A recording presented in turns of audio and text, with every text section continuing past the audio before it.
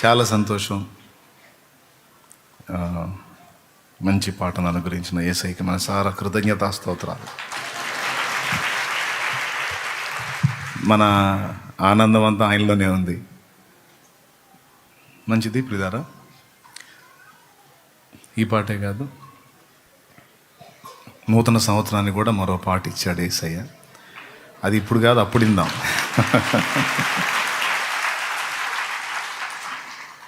ఆ పాట తర్వాత మళ్ళీ ఫిబ్రవరి మీటింగ్ కూడా మళ్ళీ పాటలు చేయాలి. ఆ కృప దేవుడు మనకు అనుగ్రహించాడు కనుక ఆ పరిచర్య చేయాలి. ప్రేయర్ చేయండి. తర్వాత మరి ఫిబ్రవరి మనం అనుకున్న మీటింగ్స్ టైం దగ్గరికి వస్తూ ఉంది. అది కూడా ప్రేయర్లో పెట్టండి. ఆ ప్లేసు సిద్ధపరచడానికి సన్నాహాలు జరుగుతున్నాయి. తండ్రి సెలవు అయితే త్వరలోనే అది కంప్లీట్ అవుతుంది. అది అయిన తర్వాత ఒకరోజు స్పెషల్ ప్రేయర్ ఏర్పాటు చేసుకొని అక్కడికి వెళ్ళి ఆ స్థల ప్రతిష్ఠ చేసి మీటింగ్స్ పని మొదలు పెట్టడానికి ఏర్పాట్లు స్టార్ట్ చేద్దాం. త్వరలోనే దేవుడు అది జరిగిస్తాడని అనుకుంటున్నాను. మనకి చాలినంత స్థలం దేవుడు ఇచ్చులాగున ప్రేయర్లో పెట్టండి. దానికి కావాల్సిన ఆర్థిక విషయాల్లో కూడా దేవుడు తోడ్పాటు అందించాలి. ప్రేయర్ చేయండి. దేవుడు నమ్మదగిన వాడు. పనికి పూనుకున్నది మనం ఆయన పనికి కాబట్టి నిశ్చయంగా ఆయన మనకు సహాయం చేస్తాడనే విశ్వాసం నాకుంది. మీకు గతంలో చెప్పాను, మళ్ళీ ఒకసారి గుర్తు చేస్తాను. ఆదికాండం 5వ అధ్యాయం మీరు కానీ చూడగలిగితే హనోకును గురించి ఓ మాట ఉంటుంది. హనోకు 300 సంవత్సరాలు కుమార్తెలను కుమారులను కంటూ దేవునితో నడచాడు అని. ఎవరితో? హనోకుతో దేవుడు నడవటం కాదు, హనోకు దేవునితో నడిచాడు. ఒకసారి ఆ వచనం చదువుతారా? 21 ఆదికాండం 5:21 చదువుతుంది సోదరి, చూడండి. హనోకు 65 ఏండ్లు బ్రతికి మెతూషెలను కనెను. 65 ఏండ్లు బ్రతికి మెతూషెలను కన్నాడు. హనోకు మెతూషెలను కనిన తరువాత 300 ఏండ్లు దేవునితో నడుచుచు కుమారులను కుమార్తెలను కనెను. దేవునికి స్తోత్రం. 65 ఏండ్లు బ్రతికి మెతూషెలను కన్నాడు. 65 ఏండ్ల తరువాత హనోకు దేవునితో నడవటం మొదలుపెట్టాడు. ఎంతకాలం అంటే సుమారుగా 300 సంవత్సరాలు. టోటల్ హనోకు లైఫ్ మొత్తం 365 సంవత్సరాలు అయితే హనోకు దేవునితో నడిచింది 300 సంవత్సరాలే. అంటే దాదాపు 65 సంవత్సరాలు. 65 సంవత్సరాలు తను దేవునితో నడవలేదు. ఈ వచనం చదువుకున్నాం కదా, ఒక ప్రార్థన చేద్దామా? దేవుడు మనతో మాట్లాడినట్లు. పరిశుద్ధుడైన మా తండ్రి, ప్రేమాస్వరూపేగ దేవా, నీకు స్తోత్రములు. నీ దయాపూర్వక సంకల్పాన్ని బట్టి ఈవేళ ఈ 2వ ఆరాధనలో మమ్మల్ని అందరిని ఇలా సమకూర్చావు. నీ మాటల కొరకు మిగులు ఆశతో కాచుకున్నాం. నాతో మాతో అందరితో మాట్లాడు. నీ విలువైన సందేశాన్ని మేము వినకుండా మమ్మల్ని అడ్డగించాలని చూసే దురాత్మ, అంధకార, దయ్యపు, చీకటి శక్తుల ప్రభావం, సైతాను శక్తుల ప్రభావం నజరేయుడుగు యేసు అధికారం కలిగిన నామంలో బంధిస్తున్నాం. నీ సమాధానము సన్నిధి మా మధ్య ప్రత్యక్షపరిచి నీ బలహీన దాసుని సిలువ చాటున మరుగు చేసి నీ రక్తంతో బాగా కడిగి శుద్ధీకరించి నీ అగ్ని చేత పుట్టము వేసి నీ బిడ్డతో నీ ఉండి నీ దాసుని మరుగు చేసి నీవే నీ బిడ్డలందరితో నాతో మాట్లాడమని, పూర్తిగా పరిశుద్ధాత్మ నడిపింపులోకి వశములోకి తీసుకోమని యేసుక్రీస్తు నామమున ప్రార్థించి స్తుతించి వేడుచున్నాం తండ్రి. ఆమెన్. ప్రభునందు ప్రిలారా, కొద్ది మాటలే, చాలా క్లుప్త ప్రసంగం చేస్తాను.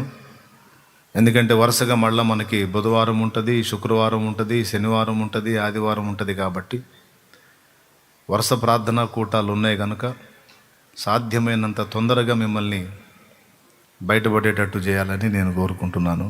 నా కోరిక ఇది. మీకు దేవుని కోరిక ఏమై ఉందో నాకు తెలియదు, ఇక దేవుని చిత్తం.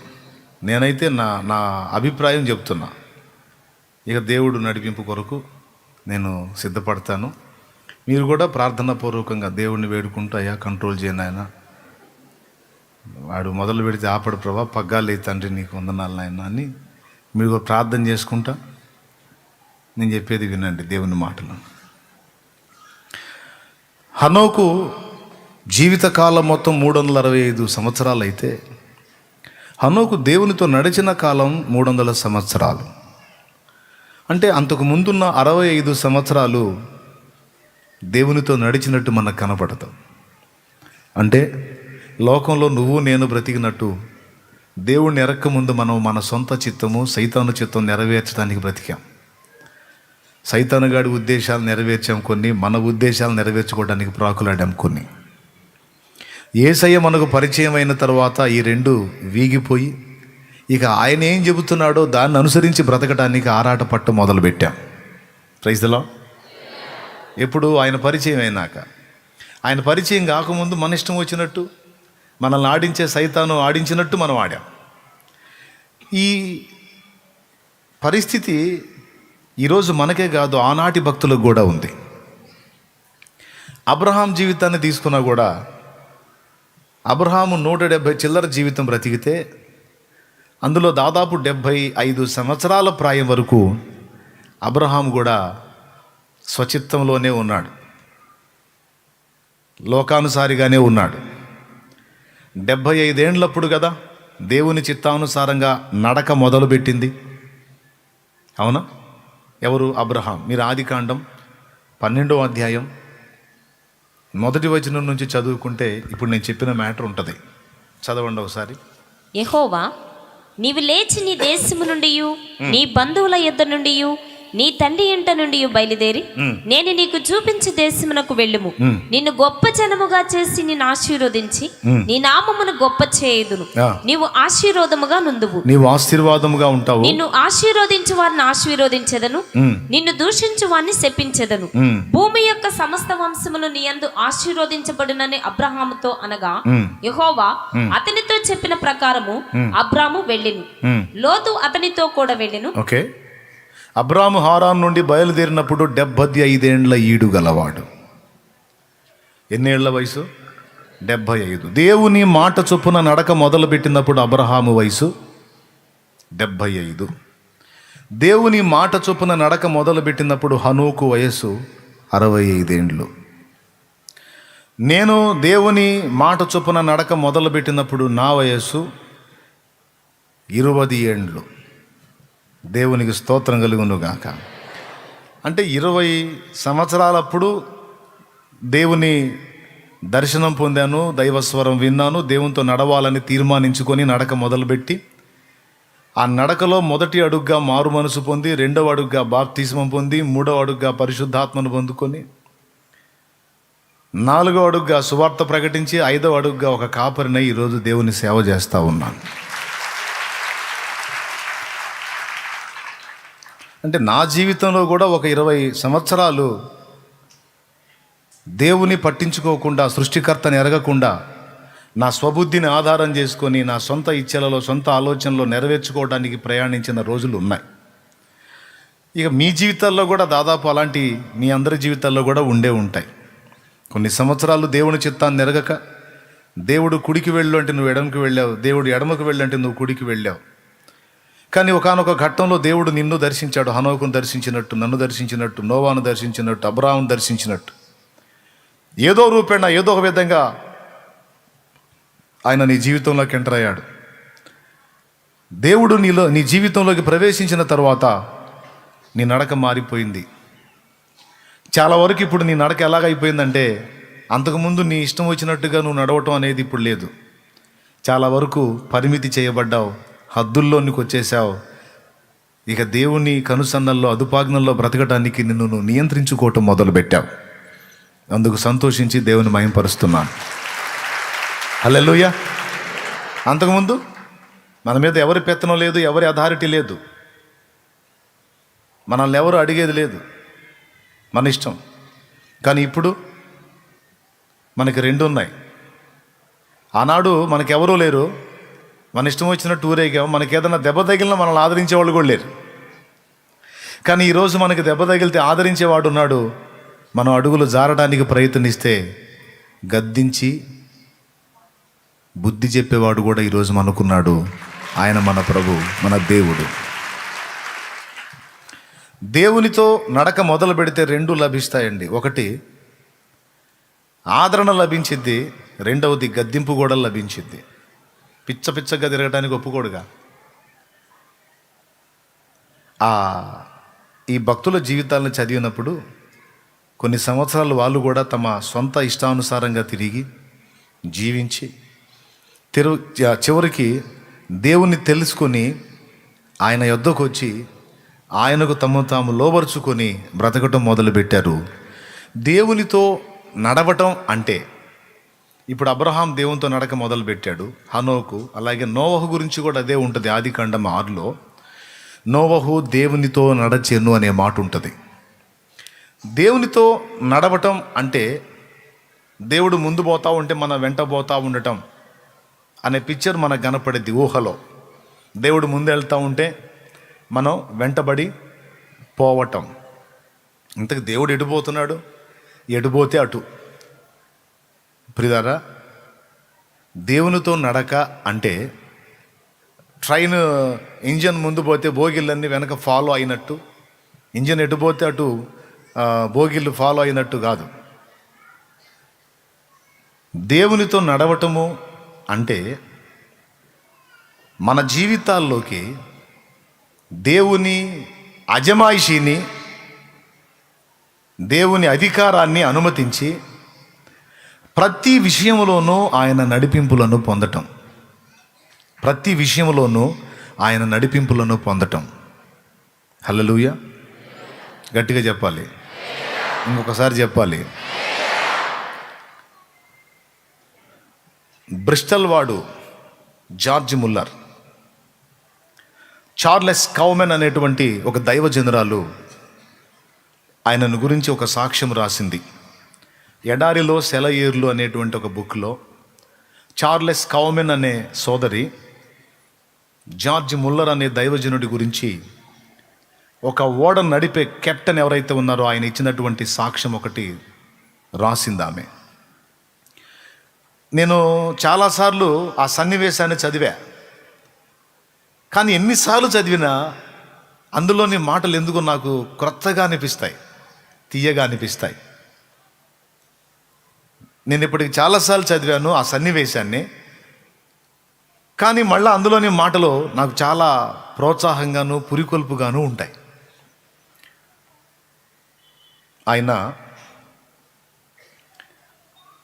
ఓడ ఎక్కి క్యూబెక్ ప్రాంతానికి బయలుదేరాడు. క్యూబెక్ ప్రాంతానికి ఆయనతో పాటు కొంతమంది ఉన్నారు. కెప్టెన్ నడుపుతున్నాడు ఓడని. పొగమంచు బాగా దట్టంగా సముద్రం మీద కమ్మేసింది. ఈయన ఉన్న ప్రాంతం నుంచి ఇంకో ప్రాంతానికి బయలుదేరి వెళుతున్నాడు. ఆ సన్నివేశం మీకు తెలిస్తే తెలిసి ఉండొచ్చు, కానీ ఆ సన్నివేశంలో ఈయన మాట్లాడిన మాటలు మీకు గుర్తు చేయాలని నేను ఆశపడుతున్నాను. సన్నివేశం మీ మస్తుసార్లు వింటే వినుండొచ్చు కాక, కానీ అక్కడ ఆయన ఉపయోగించిన మాటలు ఏవైతే ఉన్నాయో అవి చాలా ప్రాముఖ్యం. అందరూ స్తోత్రం చెప్పాలి. ఈయన కూర్చొని ఉన్నాడు. దాదాపు 24 గంటలు ఆ ఓడ కెప్టెన్ ఎవరైతే ఉన్నాడో ఆయన శ్రమపడి ఓడను నడుపుతున్నాడు. ఎందుకంటే ఓడ కదలలేని పరిస్థితుల్లో ఉంది. పొగమంచు దట్టంగా కమ్మేసింది. త్రోవ అర్థం కావటల్లా. సముద్రం మీద ఎటు పోతుందో బండి అర్థం కావటల్లా ఓడ. కానీ నడుపుతున్నాడు రిస్క్ చేసి. ఆ పొగమంచు దట్టంగా కమ్మటం వల్ల ఈయనకి ప్రయాణం కష్టం అయిపోయింది. నిదానంగా పోతూ ఉంటే జార్జ్ ముల్లర్ గారు లేచి ఆయన దగ్గరికి వెళ్ళి, బ్రదర్, శనివారం సాయంత్రానికల్లా నేను క్యూబెక్లో ఉండాలి, అక్కడ నాకు పని ఉంది, దేవుని పని అంటాడు. అంటే ఆయన అంటాడు, పొగమంచు దట్టంగా కమ్మేసింది, ఇది ఎక్కడ పోయి దేన్ని గుద్దుకుంటుందో అర్థం కాక నేను చేస్తుంటే శనివారం సాయంత్రానికల్లా నేను క్యూబెక్లో ఉండాలని మాట్లాడతావు, ఎట్లా కుదురుతుందండి, కష్టం. అంటే ఇది వెళ్ళటం కష్టమైతే దేవుడు నాకు మరో మార్గాన్ని సిద్ధపరుస్తాడు అనే మాట మాట్లాడతాడు. ఇది వెళ్ళటం కష్టమైతే దేవుడు నాకు మరో మార్గాన్ని సిద్ధపరుస్తాడు అని మాట్లాడతాడు. స్తోత్రం. ఆ మాట గుర్తుపెట్టుకోండి. సరే, ఎట్టి పరిస్థితుల్లో నేను శనివారం సాయంత్రం కల్లా అక్కడ ఉంటాను అంటాడు. అంటే ఈయనకి అనిపించింది, ఈ పాష గారు ఏ పిచ్చి ఆసుపత్రి నుంచి వచ్చాడు రా నాయన, ఇది ముందుకెళ్ళక దారికి అర్థం కాక నేను చేస్తుంటే శనివారం సాయంత్రానికల్లా నేను అక్కడ ఉండాలి, ఉంటాను, ఇది కాబట్టి ఇంకో మార్గం అని పిచ్చి మాటలన్నీ మాట్లాడుతున్నాడు. ముల్లర్ గారు, ఏమండే ముల్లర్ గారు, అవకాశం ఉంటే తీసుకెళ్తాను, కానీ ఇక్కడ పరిస్థితి అనుకూలంగా లేదు, ఒక్కసారి బయట పొగమంచు చూశారా అంటాడు. అప్పుడు ఈయనేమంటాడు తెలుసా, నాకు తెలియదు అంటాడు. వినండి, చూశారా అని ఆయన అంటే నాకు తెలియదు అని ఆగడు, నేను చూడను అంటాడు. ఫస్ట్ ఏమన్నాడు, ఇది వెళ్ళకపోతే నాకు మరో మార్గాన్ని దేవుడు చూపిస్తాడు అనే పదం. రెండోది ఏమన్నాడు, బయట అవరోధంగా ఉన్న పొగమంచు ఎంత భయంకరంగా ఉందో చూశారా అంటే నాకు తెలియదు. 2. మూడవది, చూడండి కొంచెం అంటే నేను చూడను అంటాడు. నేను చూడను అని, నేను పొగమంచును చూడను, దాన్ని శాసించగల దేవుని మాత్రమే చూస్తాను.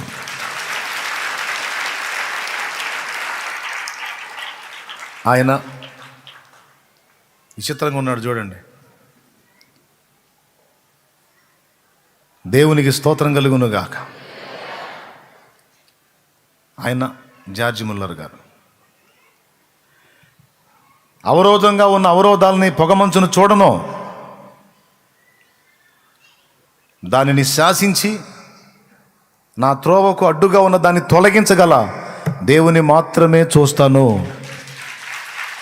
నీకు ప్రార్థించడం వచ్చా? అతనికి ప్రార్థించడం వచ్చు. రా నాతో ప్రార్థన చేద్దు కానీ. ఇద్దరు కలిసి గదిలోకి వెళతారు. ఆయన అంటాడు, నేను దేవుడు చెప్పిన మాట ప్రకారం బయలుదేరా, నేను శనివారం సాయంత్రానికల్లా ఖచ్చితంగా అక్కడ ఉంటా. ఈ 59 సంవత్సరాల నా విశ్వాస జీవితంలో, 59 సంవత్సరాల నా విశ్వాస జీవితంలో ఒక్కసారి కూడా నేను ఆలస్యంగా వెళ్ళలేదు అంటాడు. ఈ మెంట్లోడు ఎడ తయారయ్యాడు నా ప్రాణానికి అని అతను మనసులో బాధపడుతూ, సరే ప్రార్థించమన్నాడు. ఇద్దరు కలిసి వెళ్తారు, మోకరిస్తారు, ప్రార్థన చేద్దాం. ప్రార్థన చేస్తాడు. ఆయన ప్రార్థన చాలా చిన్న ప్రార్థన చేస్తాడు, గద్దించి ప్రార్థన చేయడు, సుదీర్ఘ ప్రార్థన చేయడు, చాలా చిన్న ప్రార్థన చేస్తాడు. చాలా చిన్న ప్రార్థన చేసి ముగించి ఇక ఆయన ప్రార్థన చేయబోతుంటాడు. ఈయన ప్రార్థన అయిపోయినాక ఇంకా ఆయన కూడా ప్రార్థన చేయాలి కదా. ఆయన ప్రార్థన చేయబోతే జార్జ్ ముల్లర్ గారి చెయ్యి అతని భుజం మీద ఉంటుంది. భుజం మీద చేయి పెట్టి తడతాడు, చూస్తాడు. ఇంక నువ్వు ప్రార్థన చేయాల్సిన అవసరం లేదు, నా ప్రార్థన ఆయన విన్నాడన్న విశ్వాసం నాకుంది అంటాడు. ఎంత తెగింపో చూడండి. నా ప్రార్థన ఆయన విన్నాడన్న నమ్మకం నాకుంది, ఆ విశ్వాసం నాకుంది, నువ్వు చేయాల్సిన అవసరం లేదు.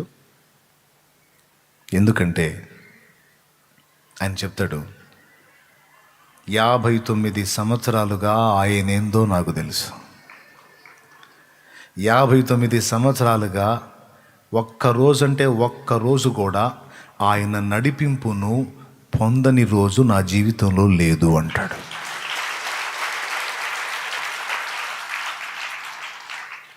ఇప్పుడు నేను చెప్పిన ఈ మ్యాటర్లో కొన్ని విలువైన మాటలు ఉన్నాయి, అవి మీరు చెప్పాలి. ఇప్పుడు నాకు నేను ముందే చెప్పా, ఇందులో మెయిన్ మాటలు ఉన్నాయి, అవి చెప్పండి నాకని. అవి వినండి జాగ్రత్తగా. చెప్పండి. ఫస్ట్ మాట ఏంటి? ఫస్ట్ మాట అంటే నీ ముఖం, రెండవ మాట నీ తలకాయ.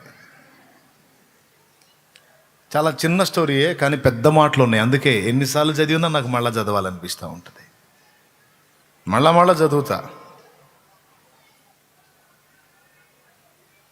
చెప్పండి. మొదటి మాట ఏంటి? ఒక మార్గంలో నా ప్రయాణం కష్టతరం అయితే నా కోసం మరో మార్గాన్ని దేవుడు ఓపెన్ చేస్తాడు. ఇది మొదటి మాట. బైబిల్ గ్రంథంలోని వ్యక్తులు, భక్తులు, వాళ్ళ జీవితాల్లో నుంచే కాదండి ఉపదేశం. మనకు ముందు తరాల్లో కూడా జీవించిన భక్తులు ఉన్నారు. దేవుని కొరకు భగ్గున మండిన యోధులు ఉన్నారు. వాళ్ళ జీవితాల్లో కూడా పాఠాలు ఉన్నాయి మనకి. నా జీవితంలో నుంచి కొన్ని పాఠాలు మీకుంటాయి. మీ బ్రతుకుల్లోంచి కొన్ని పాఠాలు మీ తోటి వారికి ఉంటాయి. సకల భక్తులలో నుంచి పాఠాలు దేవుడు మనకు అందిస్తాడు. జార్జ్ ముల్లర్ మాటల్లోని అద్భుతమైనటువంటి సంగతులు వాక్యంతో మిళితమై ఉంటాయి. అవి అందులో మొదటి మాట, ఇది కష్టమైతే ఇంకొక దారి. ఈ మాట ఎవరితోనో అన్నారు బైబిల్లో, గుర్తుందా? రైట్. ఎస్తేరుతో మొర్దెకై అంటాడు, నీవు మాకు సహాయం చేయకపోతే ఇక దిక్కులేని వారం అనుకున్నావా? యెహోవా మాకు వేరొక వైపు నుండి సహాయము పంపును. ఎందుకంటే మేము ఆయన వారం, ఆయనకు చెందిన వారం. మాకున్న నిరీక్షణ, మాకున్న విశ్వాసం ఏంటో తెలుసా? ఏదైనా మా జీవిత ప్రయాణంలో ఒక డోర్ క్లోజ్ అయితే, ఒక త్రోవ ముయ్యబడితే మా కోసం 7 ద్వారాలు తెరవబడతాయి. ఈరోజు నీ జీవితంలో అన్వయించుకోదగ్గ మాట ఇది. ప్రశాంతంగా సాగిపోతున్న నీ జీవిత నావకు అవరోధాలు కలిగినాయా? వచ్చే ఉపాధి బ్రేక్ అయిపోయి ఉండొచ్చు, లేకపోతే ఏదన్నా నీకు వచ్చే ఆధారం, సహాయం క్లోజ్ అయ్యి ఉండొచ్చు. నువ్వు అనుకున్న వైపు నుంచి సహాయం బ్రేక్ అయి ఉండొచ్చు. నువ్వు అనుకున్న దానికి భిన్నమైన పరిస్థితి ఎదురై ఉండొచ్చు. అది ఏదైనా కానీ, ఆత్మీయ సంబంధమైనవి కావచ్చు, భూమి మీద మన జీవనానికి సంబంధించినవి కావచ్చు, ఇతరత్ర. మనిషి మనకు సాయం చేస్తాడు అనుకున్నాం, చేయలేదు. ఒకరేదో మనల్ని ఆదుకుంటారు అనుకున్నాం, ఆదుకోలేదు. ఒకరేదో మనకి త్రోవ చూపిస్తారు అనుకున్నాం, చూపలేదు. ఏదో ఆశలు పెట్టుకున్నాం, కానీ ఆశలన్నీ అడి ఆశలు అయిపోయి మనం దారి దొరికిందిలే అనుకున్నదల్లా క్లోజ్ అయిపోయింది. క్లోజ్ అయిపోతే ఇంకా లేదా? దేవుని యందు విశ్వాసం ఉంచిన వాడు పలికే మాట ఏంటో తెలుసా? నేను నడిచే త్రోవల్లో ఒక త్రోవ నాకు బ్రేక్ అయిపోతే నా కోసం నా దేవుడు 7 త్రోవలను చూపిస్తాడు. 7. అంతే. ఒకప్పుడు క్రీస్తుకు పూర్వం, అంటే ప్రభువుని ఎరగక ముందు మనకి నిరీక్షణ లేదు. క్రీస్తు నందు ఈరోజు మనకి గొప్ప నిరీక్షణ ఉంది. అది ఈ దేనికి సంబంధించిన విషయమైనా. ఇప్పటికే అలా ఎన్నోసార్లు ఆదుకోబడ్డావు నువ్వు.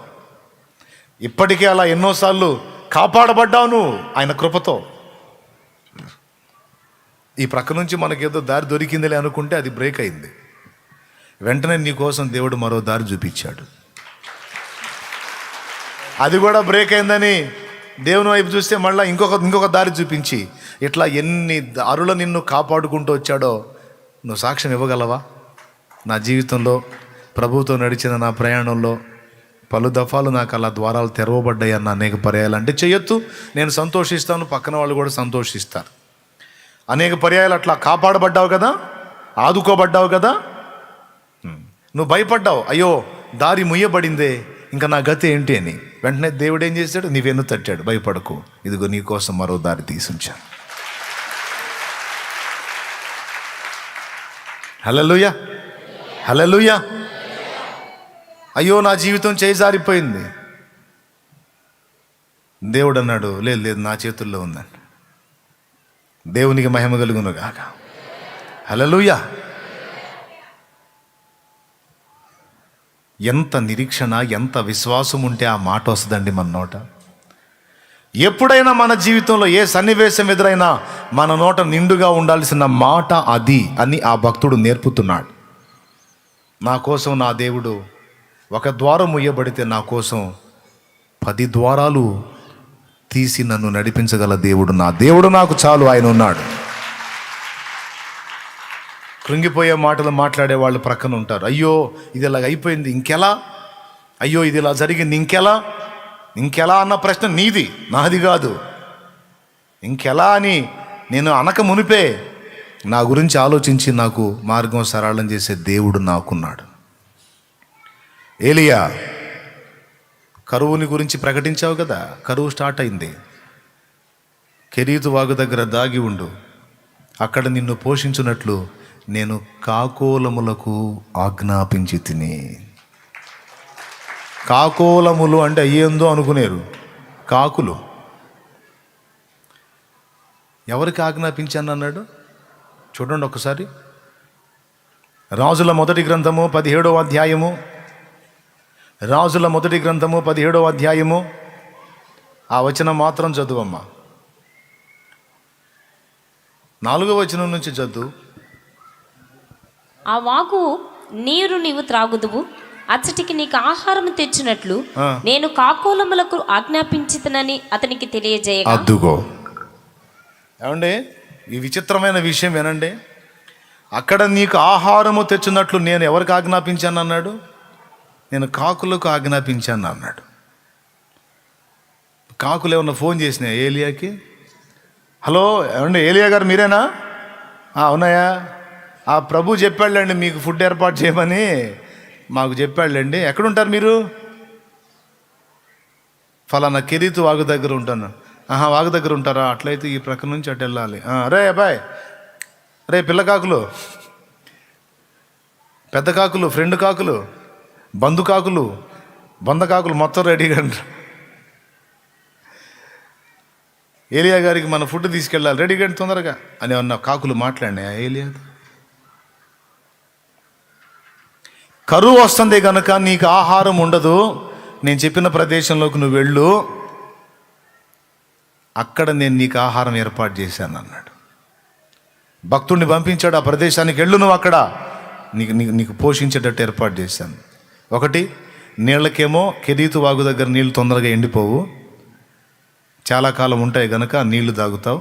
ఆహారానికేమో కాకులకు చెప్పాను, తెచ్చి నీకు ఆహారం ఇస్తాయి. ఏలియా పోయాడు, కెరీతు వాగు నీళ్లు తాగాడు, కూర్చున్నాడు. కాసేపటికి కాకుల గుంపు వస్తూ ఉంది. సహజంగా కారుమని అరుచుకుంటూ వస్తాయి కదా, నిశ్శబ్దంగా వస్తున్నాయి కాకులు, అరవట్ల. ఎట్లా అరుస్తే నోట్లో మొక్కలు ఉన్నాయిగా.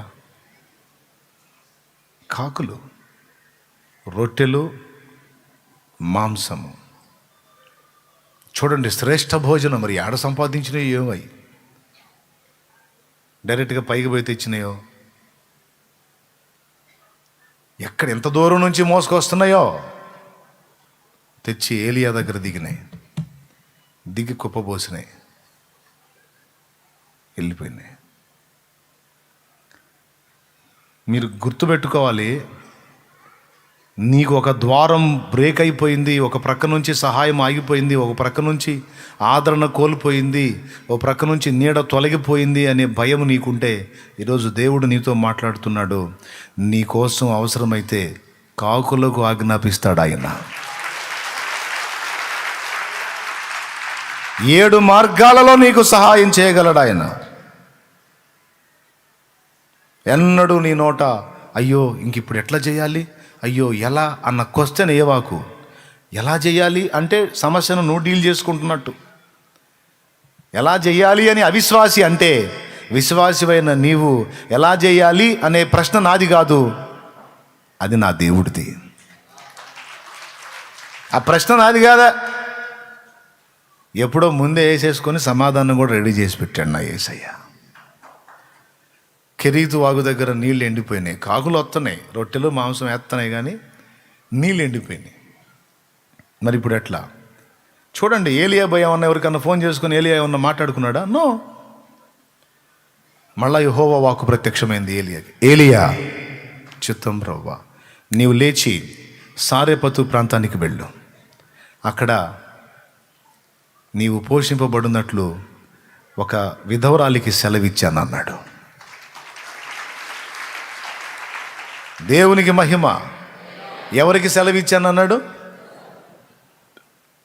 ఒక విధవరాలికి సెలవిచ్చాను అన్నాడు. దేవుని నడిపింపుకు మన జీవితాన్ని అప్పగించుకొని మనం మన స్వబుద్ధిని ఆధారం చేసుకోకుండా మన ప్రతి ప్రయత్నంలో దేవుడేమి చెప్పుచున్నాడో కాస్త నిదానించి గుర్తుపట్టగలిగితే ఎంత బాగుంటుంది. నువ్వు తూలి తొట్టిల్లడానికి కారణం లేకుండా చేస్తాడు ఆయన.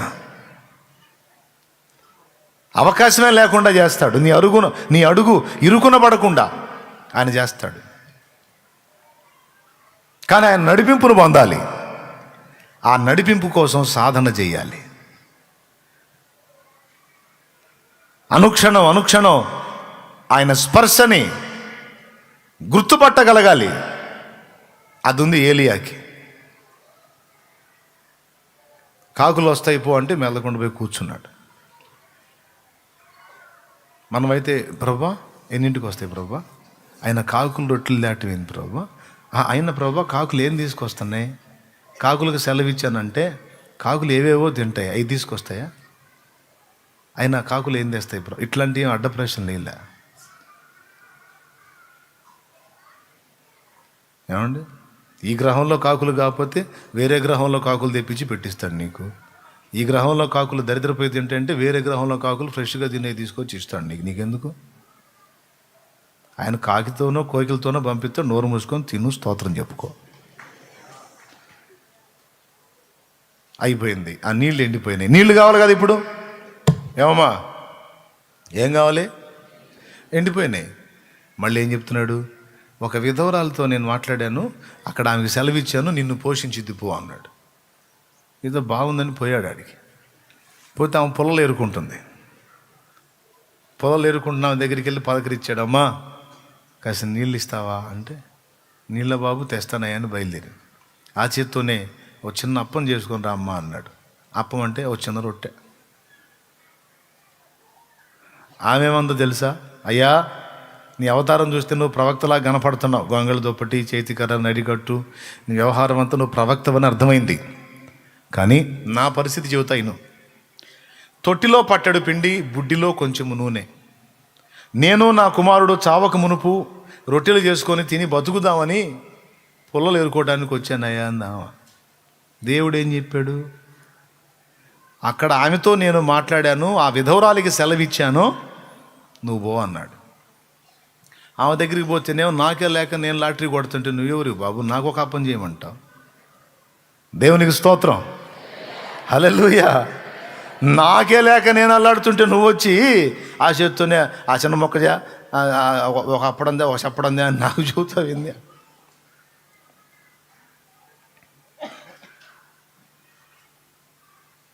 అప్పుడు ఏలియా అన్నాడు, పిచ్చి తల్లి నీకు ఇంకా తెలియనట్టుంది.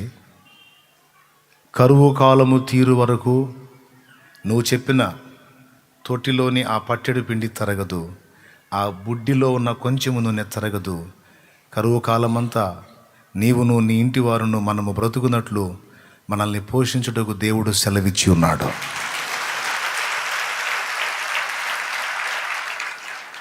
హల్లెలూయా, హల్లెలూయా. ఆలోచించి అన్నీ సెట్ చేసే పని ఎవరిది? నువ్వు ఆయన నడిపింపులో ఉంటే. నువ్వేం జుట్టు బీక్కొని గందరగోళం అవ్వాల్సిన అవసరంలా. నీ స్వబుద్ధిని ఆధారము చేసుకొనుక నీ ప్రవర్తన అంతటి యందు ఆయన అధికారమునకు లోబడు.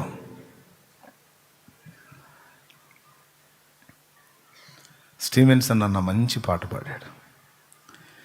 అంధకారమే దారి మూసిన నిందలేనను కృంగదీసిన, అంధకారమే దారి మూసిన నిందలేనను కృంగదీసిన, తన చిత్తం నెరవేర్చుతాడు, గమ్యం వరకు నన్ను చేర్చుతాడు. తన చిత్తం నెరవేర్చుతాడు, గమ్యం వరకు నన్ను చేర్చుతాడు. నడిపిస్తాడు నా దేవుడు, శ్రమలోనైనా నన్ను విడువడు. నడిపిస్తాడు నా దేవుడు, శ్రమలోనైనా నన్ను విడువడు. అడుగులు తడబడిన అలసటపై బడిన, అడుగులు తడబడిన అలసటపై బడిన, చేయి పట్టి వెన్ను తట్టి చక్కని ఆలోచన చెప్పి, చేయి పట్టి వెన్ను తట్టి చక్కని ఆలోచన చెప్పి, నడిపిస్తాడు నా దేవుడు, శ్రమలోనైనా నన్ను విడువడు. నడిపిస్తాడు నా దేవుడు, శ్రమలోనైనా నన్ను విడువడు.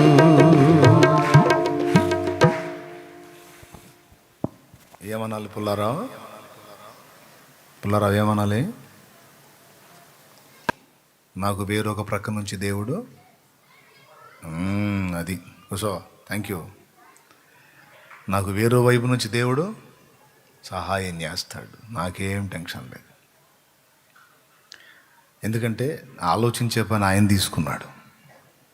ముల్లర్ గారు చెప్పాడు, లేఖనం కోడైంది, బోలుడన్ని ఉన్నాయి.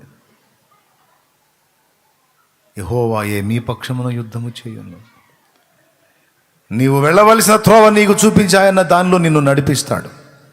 అయితే నీవు ఆయనకి విధేయుడు ఆయన నడిపింపును పొందమన్నాడు. దేవుని నడిపింపును పొందడానికి సాధన చేయాలండి ప్రతి విషయంలో. అపోస్తల కార్యం 16 మీరు చూడగలిగితే పౌలు మహనీయుడు ఎంత అద్భుతంగా చెప్తున్నాడో చూడండి.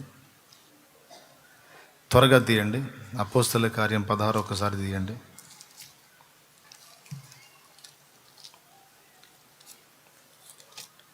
తీసినారా? తీయలేదా? 6వ వచనం చదువు. ఆసియాలో వాక్యము చెప్పకూడదని పరిశుద్ధాత్మ వారి నాటంకపరిచినందున వారు ఫ్రుకియా గలతీల ప్రదేశముల ద్వారా వెళ్ళిరి. ముసియా దగ్గరకు వచ్చి బితునియాకు వెళ్ళుటకు ప్రయత్నము చేసిరి గాని యేసు యొక్క ఆత్మ వారిని వెళ్ళనీయలేదు. చూసారా? ఒకసారేమో ఆసియాలో వాక్యం చెప్పడానికి ట్రై చేస్తే దేవుడు చెప్పనిలా. సరే, అక్కడి నుంచి బయలుదేరి బితూనియాకు వెళదామని ట్రై చేశారు, కానీ అక్కడికి దేవుడు వెళ్ళనీలే. దీన్ని నాయన అక్కడ మాట్లాడని లేదు, ఇక్కడికి పోనీ లేదు, ఏంటి ప్రభా వద్దంటున్నావు, ఎటు పోవాలి నేను అని కనిపెట్టాడు, ప్రార్థన చేశాడు. అప్పుడు చూడండి, అంతటా వారు ముసియాను దాటిపోయి త్రోయకు వచ్చిరి. అప్పుడు మాసిదోనియా దేశస్థుడు నిలిచి, నీవు మాసిదోనియాకు వచ్చి మాకు సహాయము చేయమని తనను వేడుకొనుచున్నట్టు రాత్రి వేళ పౌలునకు దర్శనము కలిగెను. అది లెక్క. అతనికి ఆ దర్శనము కలిగినప్పుడు వారికి సువార్త ప్రకటించుటకు దేవుడు మమ్మను పిలిచి ఉన్నాడని మేము నిశ్చయించుకొని వెంటనే మాసిదోనియాకు బయలుదేరుటకు యత్నము చేసితిమి. దేవునికి స్తోత్రం కలుగును గాక. దేవుని నడిపింపును వెతికినటువంటి వానికి దేవుడు అంత స్పష్టంగా మాట్లాడతాడు.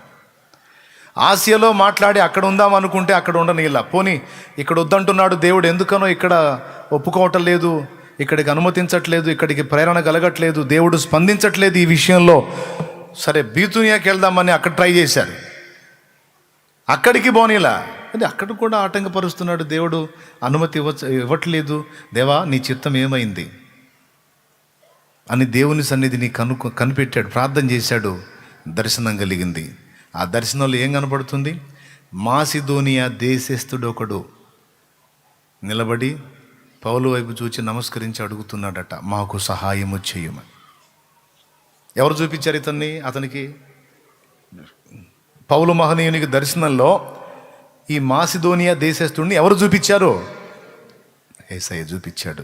నువ్వు వెళ్ళాల్సింది ఆసియా కాదు, బీతునియా కాదు, మాసిదోనియా అనే విషయం అర్థం అవటానికి దర్శనం చూపించి అందులో ఒక వ్యక్తి అతన్ని రిక్వెస్ట్ చేస్తున్నట్టు చూపించాడు దర్శనం. ఆ నడిపింపు ప్రకారం పౌలు ప్రయాణం చేశాడు. పౌలే కాదు, మోషే ఐగుప్తు నుండి కనాను దేశానికి వెళ్ళటానికి దగ్గర దారి ఉందండి. కానీ దగ్గర దారి గుండా కాకుండా చుట్టుదారియగు సముద్ర మార్గమున వారిని నడిపించను. చుట్టుదారి ఎందుకు? దగ్గర దారి వదిలిపెట్టి చుట్టుదారి.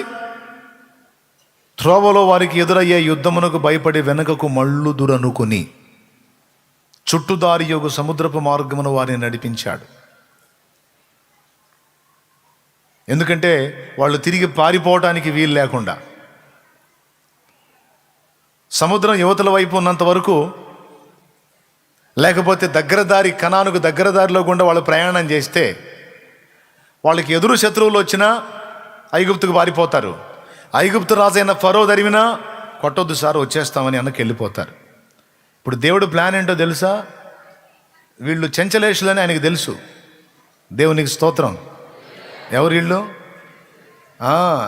బయలుదేరేటప్పుడు స్తుతి అంత బాగా స్తుతిస్తారో, పరిస్థితి బెడిసిందంటే రిటర్న్ అంతే అవుతారు. కానీ ఆయన ప్లాన్ ఉంది, ఆయన ప్రణాళిక ఉంది వాళ్ళ మీద. అది నెరవేర్చుకోవాలి. వాళ్ళు మళ్ళా పలాయనం చిత్తగించకుండా, వాళ్ళు పారిపోవడానికి కూడా వీలు లేకుండా సముద్ర మార్గం గుండా నడిపించి వారి కోసం సముద్రాన్ని పాయలు చేసి వారిని అద్దరికి దాటించి వాళ్ళ అవతలికి ఎక్కిన తర్వాత సముద్రాన్ని మళ్ళా ప్యాక్ చేశాడు. ఇప్పుడు వాళ్ళకి ఆ ముందుకు వెళ్ళిన తర్వాత యుద్ధం ఎదురైంది అనుకో, ఇక వాళ్ళు పారిపోదామంటే సముద్రం అడ్డుగా ఉంటుంది. ఇక గతి లేదు.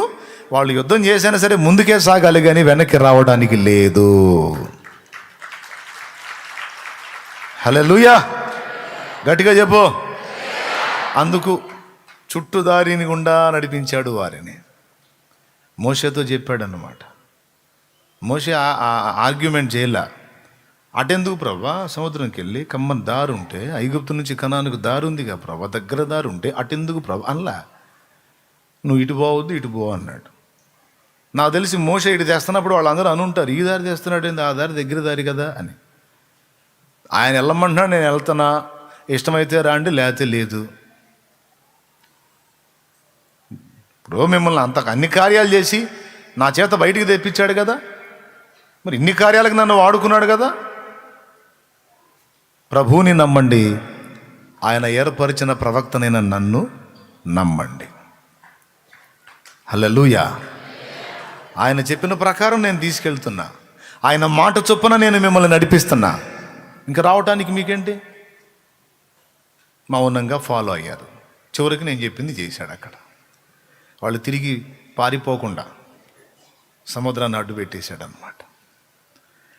దేవుని నడిపింపును పొందటానికి మనకి చాలా సాధన అవసరం అండి. అదేదో చిటికలో అయిపోయే మంత్రం ఏం లేదు దానికి. అనుదినం ఆయన నడిపింపును పొందడానికి ఎప్పుడూ ఆసక్తి కలిగి ప్రయాసపడాలి. ఆయన మీద ఆనుకోవటాన్ని ఎక్కువ అలవాటు చేసుకోవాలి. ఆయన సున్నితంగా ఇచ్చేటువంటి సిగ్నల్స్ని గుర్తుపట్టాలంటే మనం ముందు సెన్సిటివ్గా ఉండాలి దేవుని విషయాల్లో. లోకానికి నువ్వు కఠినంగా ఉండు.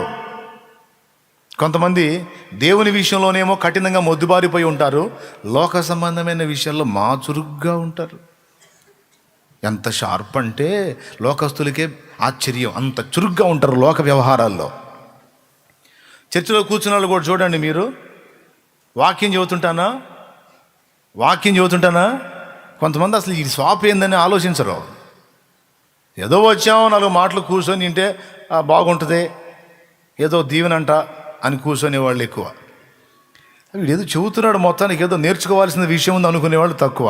ఏళ్ళనే తీసుకెళ్ళి సినిమాల్లో కూర్చోబెట్టండి, పక్కోడిని బాది, ఇటు పక్కోడిని బాది, వెనకోడిని కొట్టి, ముందోడిని జరిసి ఎగిరెగిరిపడి తర్వాత ఏం జరిగిద్దో ఎట్టయిద్ది అనుకుంటా, ఎట్టయిద్దిలే, ఇప్పుడు ఆడొత్తాడులే, ఇప్పుడు ఇది అయిద్దిలే, అది అయిద్దిలే, నువ్వు వాగుతా రన్నింగ్ కామెంటరీ చెప్పుకుంటా. నిజమా కాదా? ఎంత షార్ప్గా బ్రెయిన్ పనిచేసిందంటే నెక్స్ట్ సీన్ ఏం జరగబోతుంది వీళ్ళే చెబుతుంటారు, ప్రవక్తల్లాగా. వీళ్ళు సినిమా ప్రవక్తలు అన్నమాట.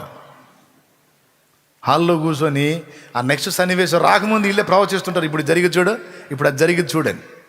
పక్కన వాళ్ళు చిరాకేసి సోత్తనంగా తాగు అంటుంటారు. మళ్ళీ ఆ మాట అన్నది కూడా వాడిని ఒకటి జరుగుతారు, వాడు కాయ ఉందని. ఆ చిన్నప్పటి నుంచి ఇవన్నీ చూసి ఉన్నాక చాలామందిని. దేవునికి స్తోత్రం కలుగునుగా. హల్లెలూయా. సినిమాలు దాకేందుకు టీవీ ముందు కూర్చొని చూడండి, పక్కన వాళ్ళని బాది తర్వాత సన్నివేశం వీళ్ళే చూస్తారు. ఎంత మైండ్ షార్ప్ పని చేసేదండి, అంత బాగా. మరి దేవుని సన్నిధిలో ఎందుకని పని చేయదు ఏమో నాకు అర్థం కాదు. ఎక్కడ పని చేయాలి నేను చెప్తున్నా. లోకానికి నువ్వు మొద్దువై ఉండు, కఠినపరచబడి ఉండు, అది వేరే సంగతి. కానీ దేవుని సంగతులను పసిగట్టుటలో నువ్వు బహు సూక్ష్మంగా, చాలా సున్నితంగా ఉండాలి. అప్పుడు మాత్రమే నీకు దొరికిద్ది ఆ నడిపింపు. లోతైన జలములలో ఆగు, లోతునన్నాడా పైపైన అన్నాడా? లోతైన జలములలో పైనే కాదు కదా? ఎక్కడ మీకు తెలుసులే, వదిలితే పాడరు, మొత్తం ఆలోచిస్తా పాడండి. సరే, లోతైన జలములలో లోతున వినబడు స్వరమా, లోబడుటను నేర్పించి లోపంబులు సవరించు,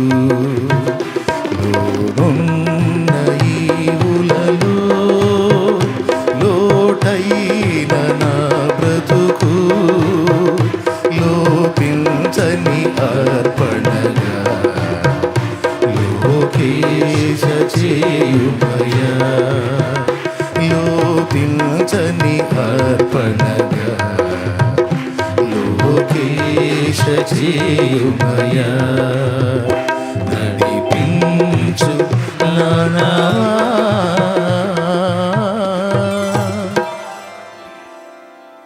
దేవునికి మహిమ.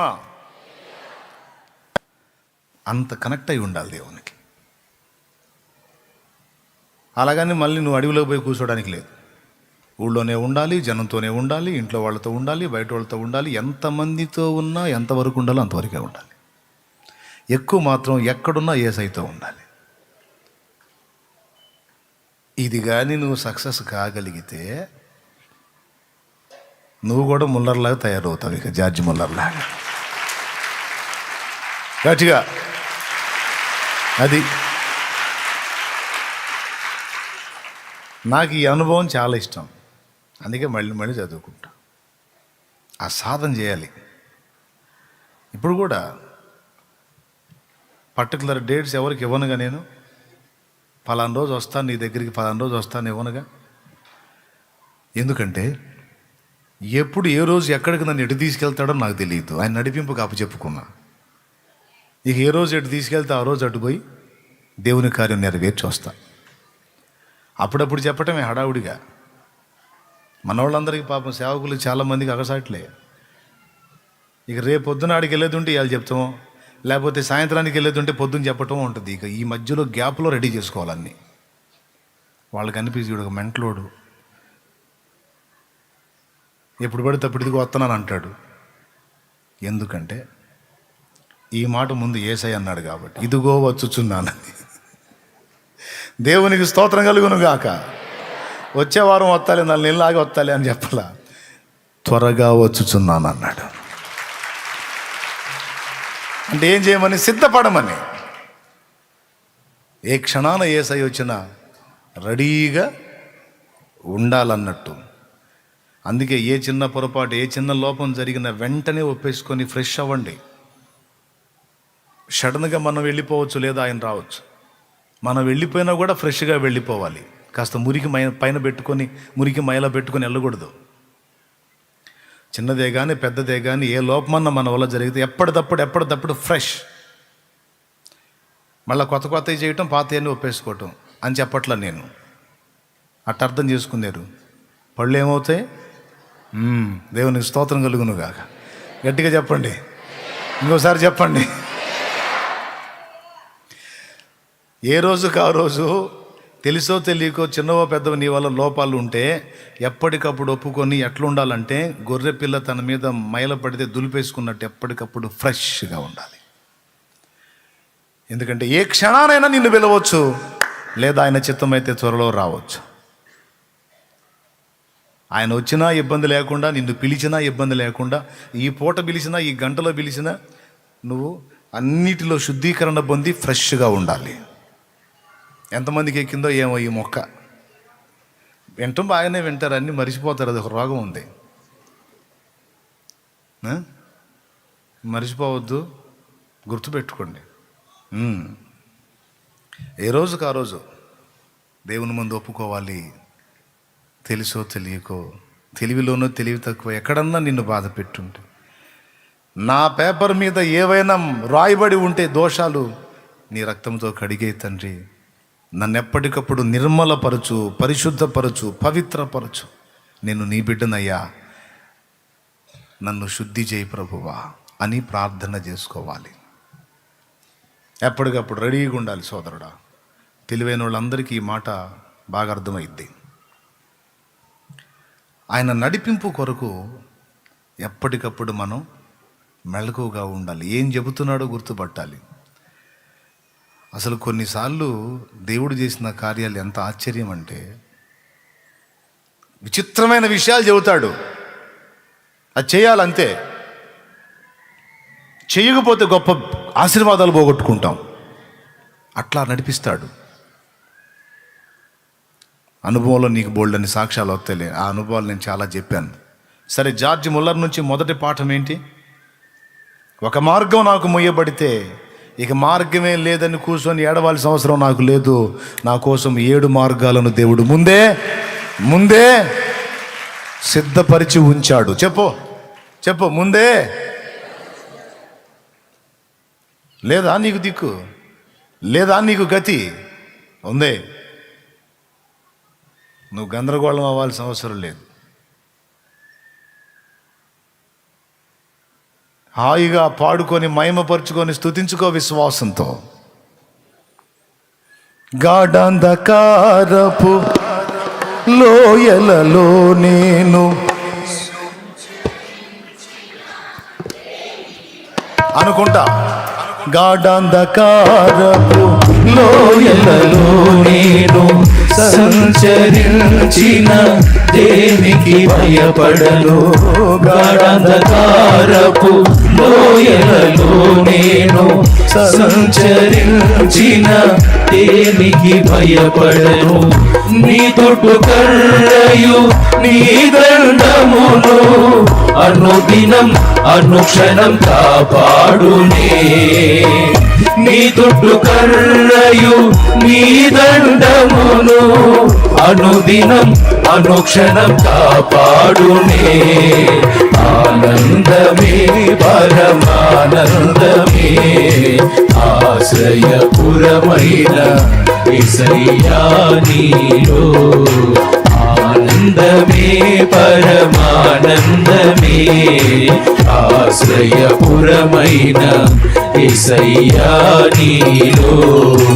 ఆపత్కాలములన్నిటిలో ఆదరించిన అక్షయుడా నీకే స్తోత్రము.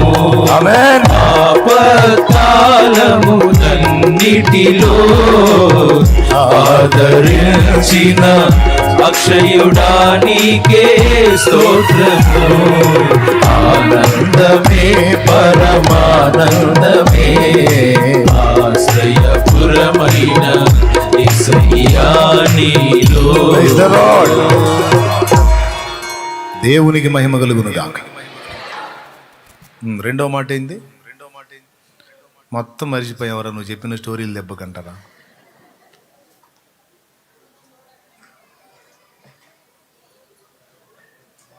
రెండో మాట ఏమన్నాడో తెలుసా? దారికి మంచు అడ్డుగా ఉంది అంటే నేను చూడను అన్నది మూడో మాట. రెండో మాట ఏంటో తెలుసా? దారికి మంచు అడ్డుగా ఉంది అంటే నాకు తెలియదు, నేను చూడను అన్నాడు కదా. దీనికి ముందు నేను శనివారం సాయంత్రానికి క్యూబెక్లో ఉంటా, నేను అక్కడ ఉంటా, ఎట్టి పరిస్థితుల్లో ఉంటా. నిశ్చయం. ఎంత నిశ్చయత! సరే, విశ్వాసాన్ని బట్టి నాకు వేరే మార్గం గుండా ఆయన తీసుకెళ్తాడు. ఎట్టి పరిస్థితుల్లో నేను టైం మిస్ కాను. ఎందుకంటే 59 సంవత్సరాలుగా ఒక్కసారి కూడా నేను ఆయన నడిపింపులో ఆలస్యంగా పోలేదు. ఆయన చెప్పిన టయానికి నన్ను ఏదొక విధంగా ఆ ప్లేస్కి, ప్రదేశానికి చేరుస్తాడు. కన్ఫర్మ్. అంటే అప్పుడు చెప్పాడు, ఏంది చేర్చేది? కళ్ళు కనపట్ల మాకేడ. ఎవరు? ఓడ కెప్టెన్. చూడు పొగమంచు ఎంత దట్టముగా పట్టుందో చూసావా అంటే అప్పుడు అన్నాడు, నాకు తెలియదు. రెండవది, తెలియకపోతే చూసి తెలుసుకో అంటే నేను చూడను. ఏం తెలియదు అన్నాడో తెలుసా? సమస్యలను చూడటం నాకు తెలియదు. Praise the lord. సమస్యలను చూడటం నాకు తెలియదు. వాటిని, అవి ఎంతటివైనా వాటిని పరిష్కరించగల దేవుని వైపు చూడటమే నాకు తెలుసు. చాలా విలువైన, చాలా తేలిక ప్రసంగం, కానీ ఇందులో బలమైన ఆహారం ఉంది. అంతమించి నేను డెప్త్కి పోయి చెప్పానంటే ఇబ్బంది పడతారు. అందుకని నేను ముందే చెప్పాను, సింపుల్ ప్రసంగం అని. దేవునికి స్తోత్రం కలుగునుగా. హల్లెలూయా. దేనికి వెళ్ళి చూస్తాను అన్నాడు? సమస్యకి వెళ్ళి చూడు అంటే సమస్యకి వెళ్ళి చూడటం అనేది నాకు తెలియదు. 59 ఏళ్ళుగా నేను ఆయనకి వెళ్ళి చూస్తున్నాను. దేవునికి మహిమ కలుగును గాక. ఇక బైబిల్ మొత్తం మీరు చూసుకుంటే ఇంక ఇట్టే అర్థమైపోయింది. సమస్యకి వెళ్ళి కాదు, పరిష్కరించే దేవుని వైపు. భార్యను తీసుకొని పోయాడు ఐగుప్తు రాజు ఫరో. ఎంత పెద్ద సమస్య అండి! కళ్ళ ముందు కట్టుకున్న భార్యను తీసుకొని పోయాడు. ఏం చేయడానికి తీసుకెళ్ళి ఉంటాడు? ఆమెకేమన్నా బంగారపు తొడుపులు చేయించి పంపించడానికి తీసుకెళ్ళాడా? నో, వాని భార్యను చేసుకోవడానికి తీసుకెళ్ళాడు, శారాని. ఎందుకు? ఆమె సౌందర్యాన్ని బట్టి అబ్రహాం భార్య అయిన శారాని తీసుకొని వెళ్ళిపోయారు. ఎంత దారుణం అండి! కట్టుకున్న భార్యని కళ్ళ ముందు పరాయివాడు తీసుకెళ్తే ఎంత అవమానం. గనుక ఆ అవమానాన్ని బయటి తలుచుకొని ఏడవలేదు. కానీ దీనికి పరిష్కారం ఇవ్వగల దేవుని వైపు చూచాడు మోకరించి అబ్రహాము. శారా తక్కువదా? శారా ప్రార్థనా పరురాలు. అక్కడికి వెళ్ళిన తర్వాత కూడా నాకు తెలిసి ప్రార్థన చేసి ఉండాలి. శారా ఎంటర్ అయింది, వాడికి అగసాట్లు స్టార్ట్ అయినాయి. వాడికే కదా, ఐగుప్తులో ఉన్న అంతఃపురంలో ఉన్న వాళ్ళందరికీ అగసాట్లు స్టార్ట్ అయినాయి. ఇటుపక్క భర్త, అటుపక్క భార్య, ఇద్దరు కలిసి దేవునికి విజ్ఞాపన చేయటం మొదలుపెట్టారు. మధ్యలో వాళ్ళ దినం చేయటం మొదలుపెట్టాడు దేవుడు. దేవునికి స్తోత్రం కలుగును గాక. హల్లెలూయా, హల్లెలూయా. అందులో మామూలు వాళ్ళు సమస్యలకి వెళ్ళి చూసి గందరగోళం అయ్యేవాళ్ళు కాదు. మోకాళ్ళు వేసి దేవునికి వెళ్ళి చూసేవాళ్ళు. నాకు తెలియదు వాడి సంగతి తెలుసని కూర్చున్నాడు. ఏం చేశాడు? ఇక ఇప్పుడు కనీసం ఆమె దగ్గరికి వెళ్ళి ముట్టాడామని. ముడితే ఏమైందో చెప్పాడు దేవుడు, సస్తవరా నువ్వు అన్నాడు. ఆయన ముడితే చంపేస్తాను నిన్ను, ఏమనుకున్నావు? నాకు తెలియదు, చెల్లెలు అని చెప్పాడు, అందుకని తెచ్చాను అన్నాడు. చెల్లెలు అంటే తెస్తావంటరా? ఎవరు చెల్లెలైనా సరే నువ్వు తెచ్చేసుకుంటావు. అంత పెద్ద మగాడివా నువ్వు? మునగాడివా?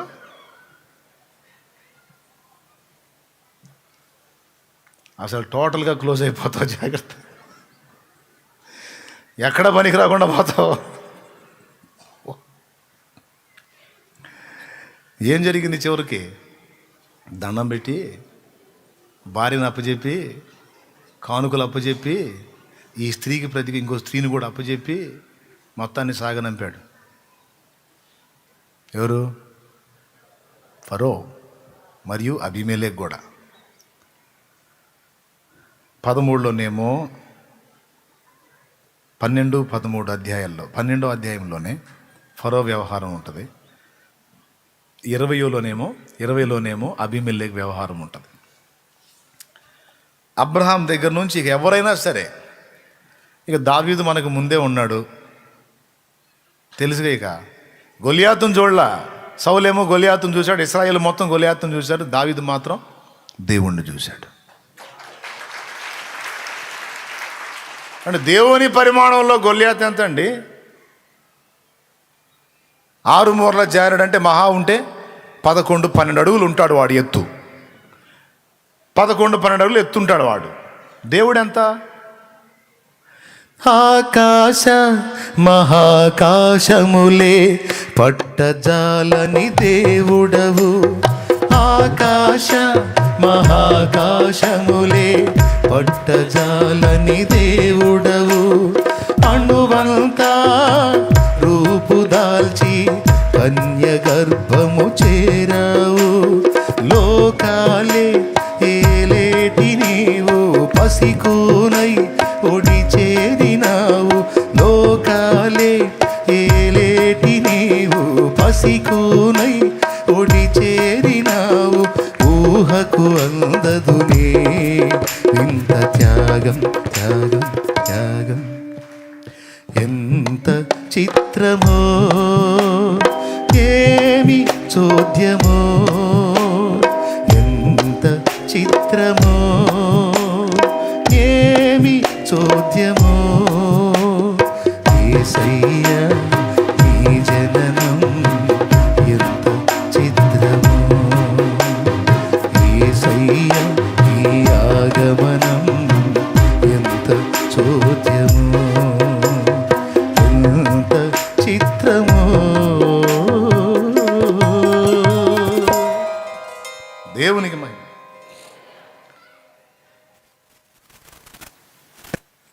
సముద్ర జలాలు ఎంతమందికి తెలుసండి? సముద్రం చూసిన వాళ్ళు చేయొచ్చండి.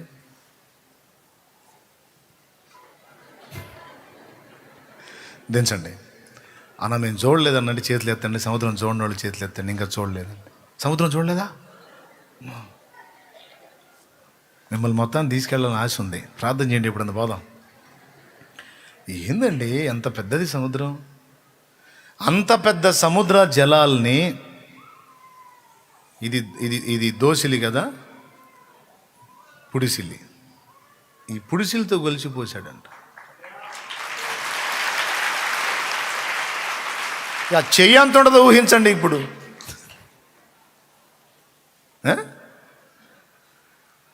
భూమి శూన్యంలో బంతిలాగా వేలాడదీశాడు. ఆకాశాన్ని జానతో గొలిచాడు. మళ్ళీ మూరతో కూడా కాదు, బారతో కూడా కాదు. అంటే మూరతో గొలవటానికి 4 మూరలు లేదు. 4 మూరలు అంత ఉంటే మూరనే వాడతాం. జాన్తో ఎక్కువ కదా, లేట్ అయింది కదా. 4 మూరలు ఉందనుకో, మూర ఉపయోగిస్తాం. 4 మూరలు లేదు, ఒక 20 బార్లు ఉందనుకో, బారు ఉపయోగిస్తాం. మూర ఉపయోగించాం, తొందరగా లెక్క అయిపోయిద్దని. ఇంత పెద్ద విశాలమైనటువంటి ఆకాశం, కోటాను కోట్ల గ్రహమండలాలు, నక్షత్ర మండలాలు, సౌర కుటుంబాలు, గెలాక్సీలు, పాలపుంతలు, ఇవన్నీ కోటాను కోట్లు కలిగినటువంటి ఈ ఆకాశం ఆయన బారతో కొలిస్తే బారా కాదు, మూరతో కొలిస్తే మూరకి రాదు. కనుకనే జానని వాడాడట. ఆకాశ గగనాలను నీ జేనతో కొలిచితివి. ఆకాశ గగనాలను నీ జేనతో కొలిచితివి. శూన్యములో ఈ భూమిని వేలాడదీసిన నా యేసయ్యా. శూన్యములో ఈ భూమిని వేలా చేరదీసిన నా యేసయ్యా నీకే వందనం, నీకే వందనం, నీకే వందనం, నీకే వందనం. నజరేయుడా నా యేసయ్యా ఎన్ని యుగాలకైనా ఆరాధ్య దైవము నీవేనని గళమెత్తి నీ కీర్తినే చాడెదా. నజరేయుడా నా యేసయ్యా ఎన్ని యుగాలకైనా ఆరాధ్య దైవము నీవేనని గళమెత్తి నీ కీర్తినే చాటెదా. నజరేయుడా నా యేసయ్యా. మరి ఏందనుకున్నావు దేవుడు అంటే? అరే వాడు గొలియాత్ ఎంత అండి? 6 మూరల జానుడు, 12 అడుగులు ఉంటాడేమో, లేదా 11.5 అడుగు ఉంటాడేమో. సౌలేమో అంత నేనే 7 అడుగులు ఉండి అనుకుంటే నాకంటే వాడు ఇంకా బారున్నాడరా అని సౌలు కూర్చున్నాడు. ఇశ్రాయేల్ జనం మొత్తం కూడా ఇంత పొడుగు కూడా ఇంత విచిత్ర రాక్షసుడిలాగా ఉన్నాడు వీడు. సౌలు కళ్ళకి, ఇశ్రాయేలు కళ్ళకి వాడు కనపడ్డాడు. దావీదు కంటికి వాడు కనపడట్లా. వాడి వెనక ఆకాశ మహాకాశాలు పట్టజాలనంత బలవంతుడకు దేవుని ఉనికి. వాడిని చూడలా, దేవుణ్ణి చూశాడు. అందుకే కత్తులు, కటార్లు, ఈటెలు, బరిసెలు, బల్యాలు కూడా తీసుకొని పోలా. తను అడిగిపోయినప్పుడు జంతువులు దోలేది ఏదైతే ఉందో అదే తీసుకొని పోయాడు. నా దేవుని చిత్తం అయితే దీనికి కూడా పని ఉండదు, అది దావీదు ఫీలింగ్. ఎందుకంటే నా దేవుడు బలవంతుడు.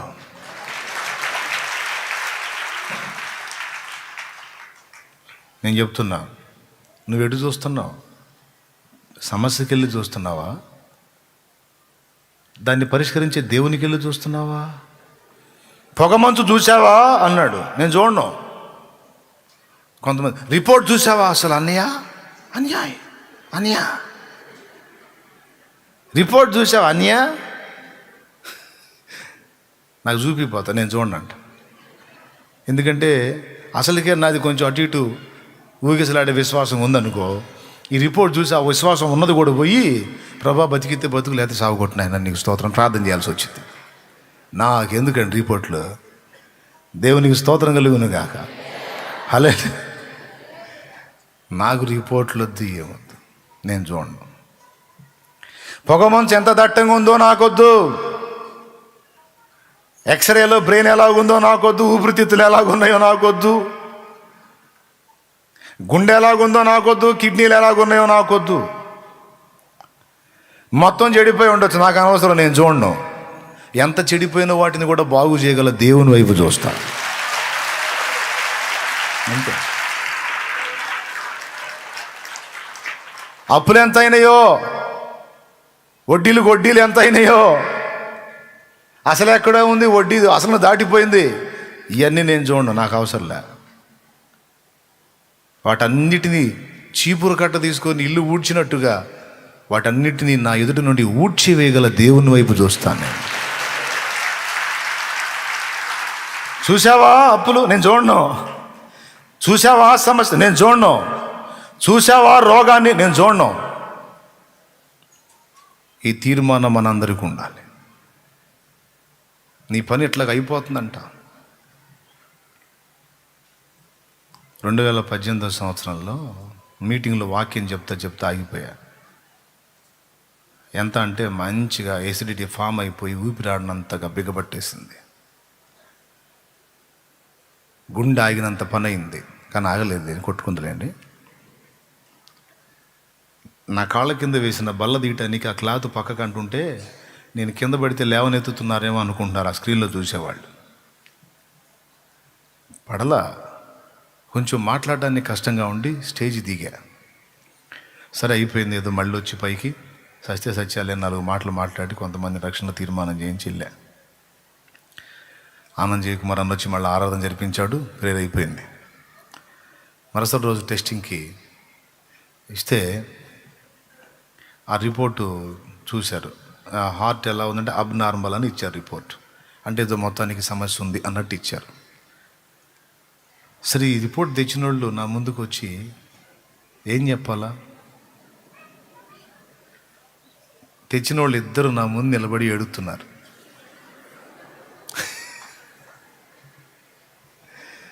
నా ముఖంలోకి చూస్తున్నారు, కళ్ళు తుడుచుకుంటున్నారు. అంటే నేనేం అర్థం చేసుకోవాలి, ఇక నీకు రోజులు మున్నీరా, నీకేదో పెద్దదే అయిపోయావురా నువ్వు అని అన్నట్టుగా అనిపిస్తుంది నాకు. ఒక్కసారిగా నాకు నీరసం వచ్చింది వాళ్ళని చూసి. ఎందుకంటే అతడు సేవ చేయు దినములు సంపూర్తి అయిన ఏమో అని. అతడెవరు? వాళ్ళ ఫీలింగ్స్ అట్టున్నాయి నాకు. కాసేపు వాళ్ళని అబ్జర్వ్ చేసి ఏంటంటే ఏం లేదన్నా, ఏం లేదు. చిరాకు వచ్చి ఏం జరిగింది చెప్పండి, ఏందంట? సస్తా ఏంది చెప్పు, ఏం విషయం ఏంది? కాదన్నా కొంచెం అబ్నార్మల్ అని ఇచ్చాడు, హార్ట్ అబ్నార్మల్. అదేగా, పోనీ బతికిస్తే సేవ చేస్తా, సత్తే ప్రశాంతం పరలోకం పోతా, ముందు మీరు బయటికి పోండి అన్న,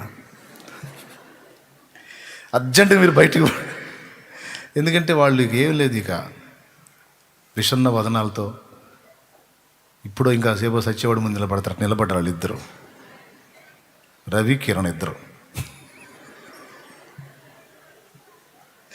పోండి అర్జెంటుగా బయటికి ముందని బయటికి పంపించి తలుపేసి గేడేసి మోకాళ్ళుని ప్రార్థన చేశా. నేను సమస్య వైపు కాదు, నీకెళ్ళి చూస్తా,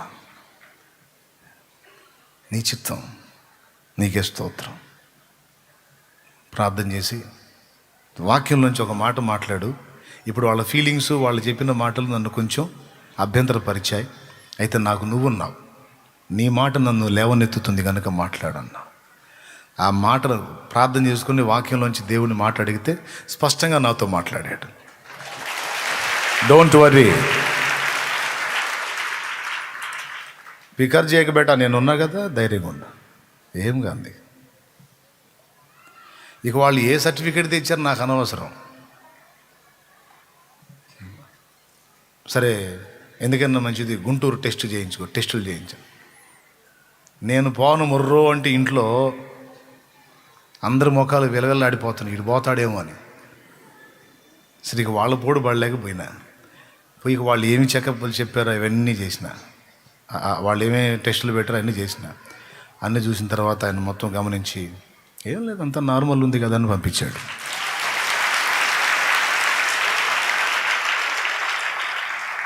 దేవునికి స్తోత్రం కలుగును గాక, హల్లెలూయా. అది వీళ్ళకెళ్ళి చూస్తే ఆ లేనిది కూడా వచ్చేది. ఇంకాసేపు వాళ్ళు నా ముందే ఉండి అదే టైపులో ఏడుపు మొఖాలు పెడితే తరుముకొని తలిపేసి దేవుడిని ఆహ్వానించినందుకు వచ్చి ధైర్యపరిచి ముట్టి సాక్ష్యం ఇచ్చాడు ఈరోజు. ప్రియులారా, ఎప్పుడైనా అది శరీరానికి సంబంధించిందైనా, మనసుకు సంబంధించిందైనా, ఆత్మీయతకు సంబంధించిందైనా, ఒక బలహీనతలో పదే పడుతున్నావు, ఒక వ్యసనం ఉంది, పదే దాన్ని అధిగమించుదామని తిప్పలు పడుతున్నావు, వల్ల కావటంలా కింద పడుతున్నావు, దేవుడిని వదలలేకపోతున్నావు, దాన్ని నేను ఒక్క మాట చెబుతా, ఫికర్ చేయొద్దు. దాని నుంచి కూడా నువ్వు విడుదల పొందుతావు. అమ్మో ఇది నన్ను వదలనట్టుంది అని దానికి వెళ్ళి చూడవాకు. నా దేవుడు ఎలాగైనా దీని నుంచి నన్ను విడిపిస్తాడని ఆయన వైపు చూడు. నువ్వు ఎప్పుడైతే ఆయన నన్ను విడిపిస్తాడని అటు చూస్తావో ఆటోమేటిక్గా బంధకాలు తెగిపోతాయి. నాకు తెలియదు, ముల్లరన్న చెప్తే నేను ఈ సాక్ష్యం చెబుతున్నా. దేవునికి మహిమ. పొగమంచులు నేను చూడను, పొగమంచులను ఆవిరిగా చేసి అడ్రస్ లేకుండా చేసే యేసు వైపు చూస్తాను. ఈరోజు నీ ప్రయాణానికి ఏ పొగమంచులు అడ్డున్నాయో వేటిని బట్టి ఈ గంగవీరులు అంటారు కదా, ఎత్తుతున్నావో లేకపోతే గందరగోళం అయిపోతున్నావో, ఒక్కటే చెప్తా, వాటి వైపు కాదు, వాటిని మార్చివేయగల యేసు వైపు చూడు. అయిపోయింది. 3 అయిపోయినాయా? 4వది చెప్పండి. 4వది ఏంటి? ప్రార్థన చేద్దాం రా అన్నాడు.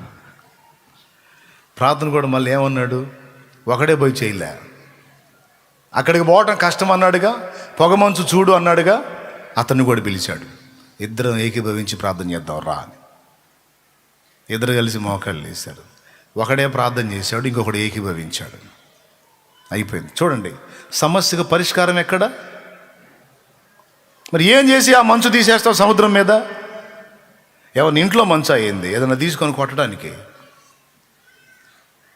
సముద్రం మీద మంచు అండి, ఎట్లా పోయిద్ది? సృష్టించిన సృష్టికర్త జోక్యం చేసుకుంటేనే పోయింది. అందుకని రా ప్రార్థన చేద్దాం. మోకాళ్ళు లేచి ప్రార్థన చేశారు. ఆయన ప్రార్థన చేశాడు, అయిపోయింది. 4వ విషయం, సమస్యకు పరిష్కారం ప్రార్థనలో వెతికాడు. ప్రార్థన చేయి అంటే ప్రార్థన చేద్దాంలే కానీ ప్రార్థన కాదు అంటే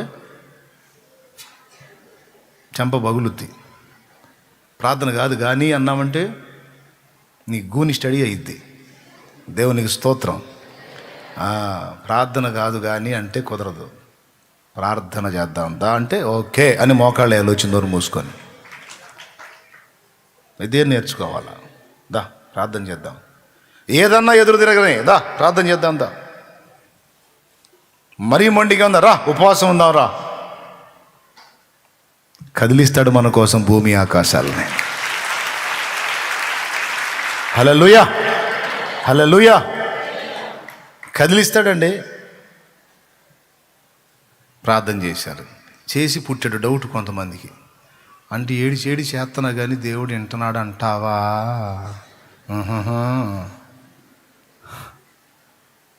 ఏమండి వింటాడు అంటావా? పోయా, అప్పుడే పోయా. అంటావా అంటే పోయా. ప్రశ్న వేసావు పోయినట్టే. అది ప్రార్థన లేదు ఏం లేదు, మొత్తం పోయినట్టే. అంటావా ఏంది మరి? అంటావా అనుకునేదాన్ని ఎందుకు చేసావు? మెంటలా అయింది. అంత నమ్మకం లేదని ఎందుకు చేశావు? అంత నమ్మకం లేనివాడు ఎందుకు చేశావు? అంటావలేదు గింటావలేదు. ముల్లర్ గారు చేసినట్టు చేయాలి. ఆయన ప్రార్థన చేశాడు, చిన్న ప్రార్థన చేశాడు. ఏం చేయబోతుంటే అవసరంలా, నా ప్రార్థన వింటాడన్న నమ్మకం నాకుంది లే అన్నాడు. ప్రార్థించటమే కాదు, ప్రార్థనలో అడిగిన వాటిని పొంది ఉన్నామని నమ్మిన ఎడల అవి మీకు అనుగ్రహించబడును అన్నాడు. ఎంత విశ్వాసం అంటే, ఎంత నమ్మకం అంటే, లే ఇంక నువ్వు చేయాల్సిన అవసరం కూడా లేదు, పోయి చూడిపో అన్నాడు. ఎక్కడికి సార్? వెళ్ళి చూడిపోవా. 59 సంవత్సరాలలో ఆయనను నేను బాగా ఎరుగుదును. ఆయనతో నడుస్తున్నానయ్యా నేను.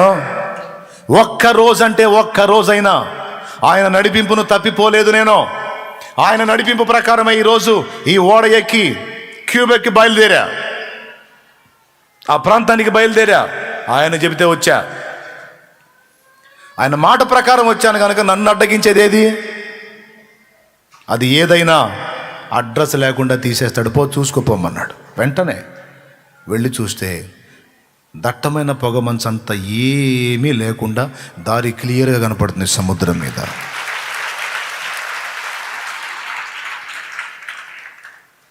ప్రార్థించటం అనేది అద్భుతమైన విషయం.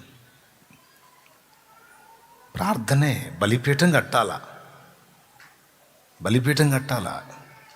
ఏదైనా సరే, ఏదొచ్చినా సరే ముందు బలిపీఠం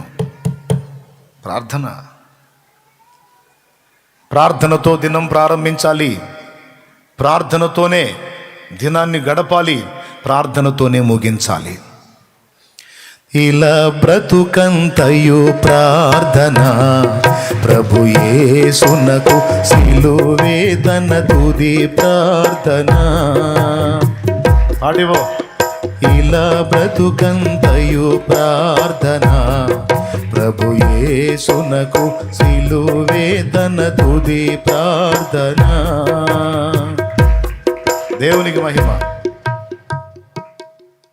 కరుణాపీఠము చేరరే అనే పాట నాయన.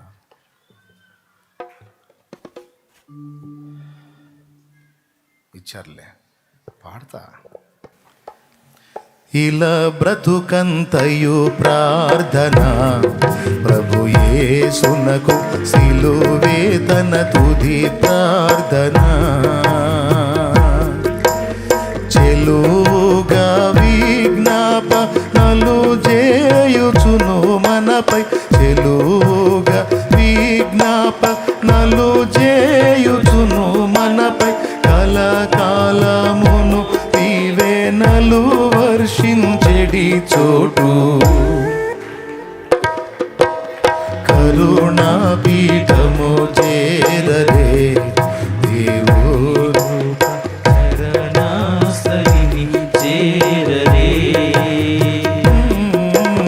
కరుణా పీఠము చేరరే దేవుని కృప చరణాసలిని చేరరే.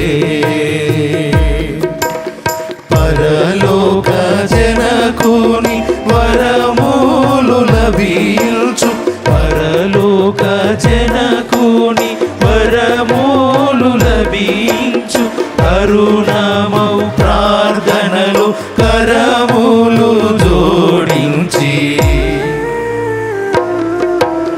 కరుణ పీఠము చేరరే దేవుని కృప చరణాసలిని చేరరే.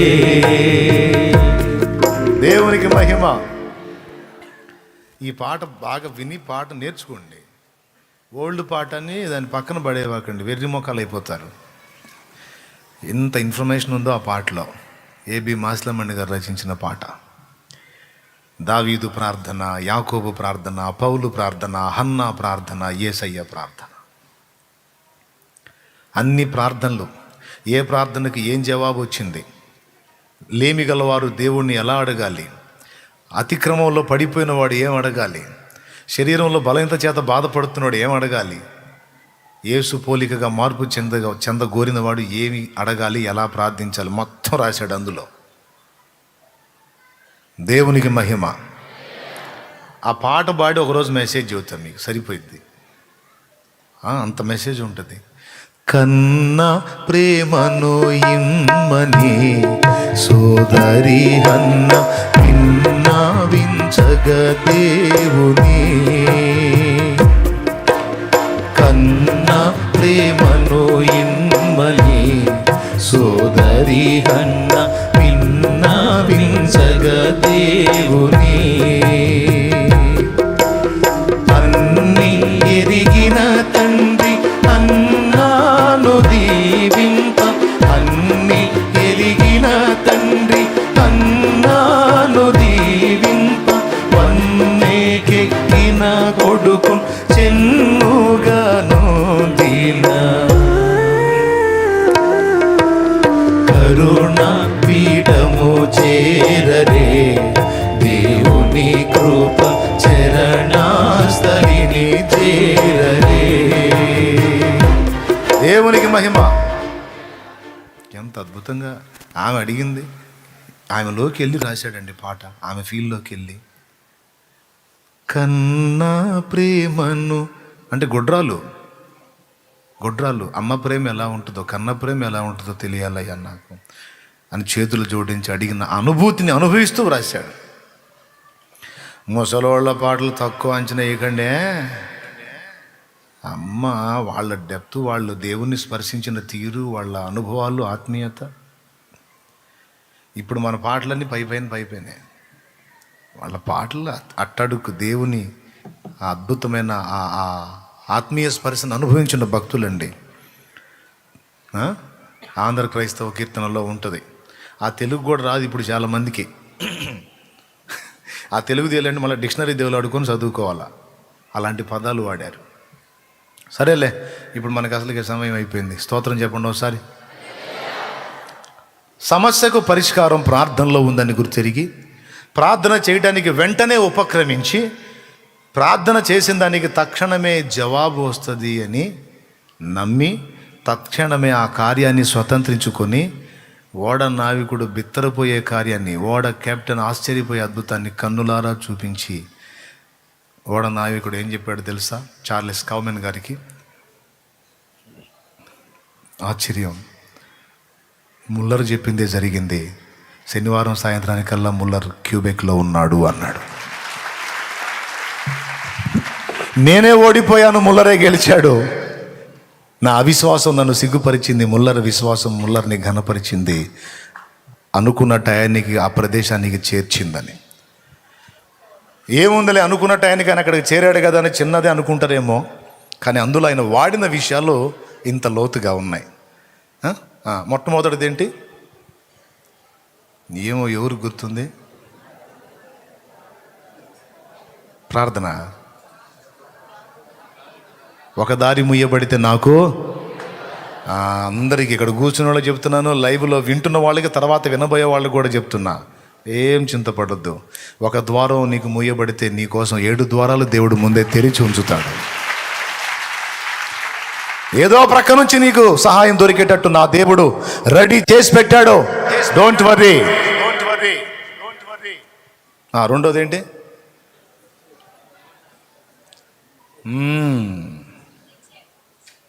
ఏంటిది? ఖచ్చితంగా నేను అక్కడికి వెళతానన్న నిశ్చయత. ఎందుకంటే దేవుని నడిపింపు నేను ఎరుగుదును, ఆయన నడిపింపు ప్రకారం వచ్చాను, ఆ టైంకి అక్కడ ఉంటా, అంతే. నిశ్చయత, విశ్వాసాన్ని బట్టి. మూడవది, సమస్య గురించి చెబితే నాకు తెలియదు, నేను చూడను. మరి ఎటు చూస్తావు? పరిష్కరించే దేవుని వైపు చూస్తా. మీరు అనగలరా? ప్రాబ్లం చెప్తే నాకు చెప్పవాకు, మోకాళ్ళు వేద్దాందా ప్రభువుకు చెప్పు. నేను చూడను. నా రిపోర్ట్ చూడన్నా, నేను చూడను. అమ్మో, నా దగ్గరకు వచ్చి ఫైల్ ఓపెన్ చేస్తూ ఉంటారు, వాటిని చూస్తుంటేనే భయంకరంగా ఉంటుంది నాకు. కొంతమంది బాధలకండి ఆ ఫైల్స్ ఓపెన్ చేస్తూ ఉంటారు, ఆ ఎక్స్రేలు తీస్తూ ఉంటారు. ఏమొద్దు, ఎంచు. వీటికెళ్ళి చూస్తే నాలో ఉన్న విశ్వాసం పోయింది. ఇప్పుడు స్వస్థత కోసం వచ్చావు ప్రార్థనకి, ఇవన్నీ చూసినప్పుడు సమస్య ఇంత తీవ్రంగా, అమ్మో ఏం తగ్గిద్దు అని నేను అనుకున్నాను అనుకో, ప్రార్థన చేసినా బుస్ అయింది. అందుకని నేను చూడను, నాకు ఇష్టం లేదు. అది ఎంత గొప్ప సమస్య అయినా, ఆ రిపోర్ట్ ఎంత భయంకరంగా ఉన్నా, అన్నీ చెడిపోయి ఉన్నా నాకు అనవసరం. ఆయన తలుచుకుంటే బాగు చేయగలుగుతాడు.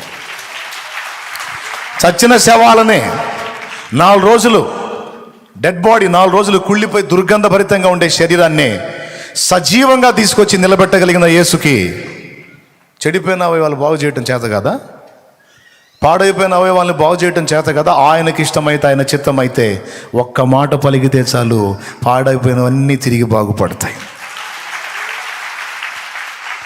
కాబట్టి ఆయన వైపు చూడాలి. అప్పుడు ఈ భయంకరమైన రిపోర్ట్స్ కూడా మారిపోయి అద్భుత సాక్ష్యాలు వస్తాయి. అలా ఎన్ని ఉన్నాయో. ఆ సాక్ష్యాలు చెప్పేవాళ్ళు పాపం ఇక్కడ చెబుతుంటారు కదా, ఈ చెప్పి వాళ్ళు చెప్తుంటే వాళ్ళ మొఖాలు చూపించరు. వాళ్ళు చెప్పినప్పుడు విన్ని చెబుతుంటారు, ఏళ్ళ మొఖాలు చూపిస్తుంటారు. మన పిచ్చి మహారాజులు చెప్పే వాళ్ళ ఫేసులు కూడా చూపించాలి. ఏడున్నాడా? ఏడే ఉన్నాడా?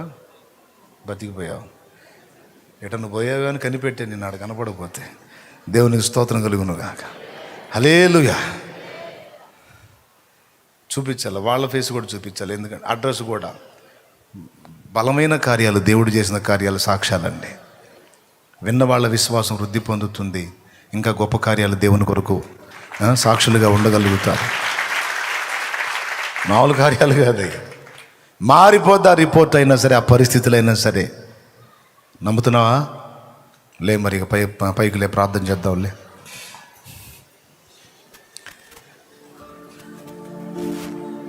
నాలుగోదేంటి? ప్రార్థన చేద్దాం. ఐదోదేంటి? నా ప్రార్థనకి జవాబు వచ్చింది, ఇంక నువ్వులే. ఆరోదేంటి?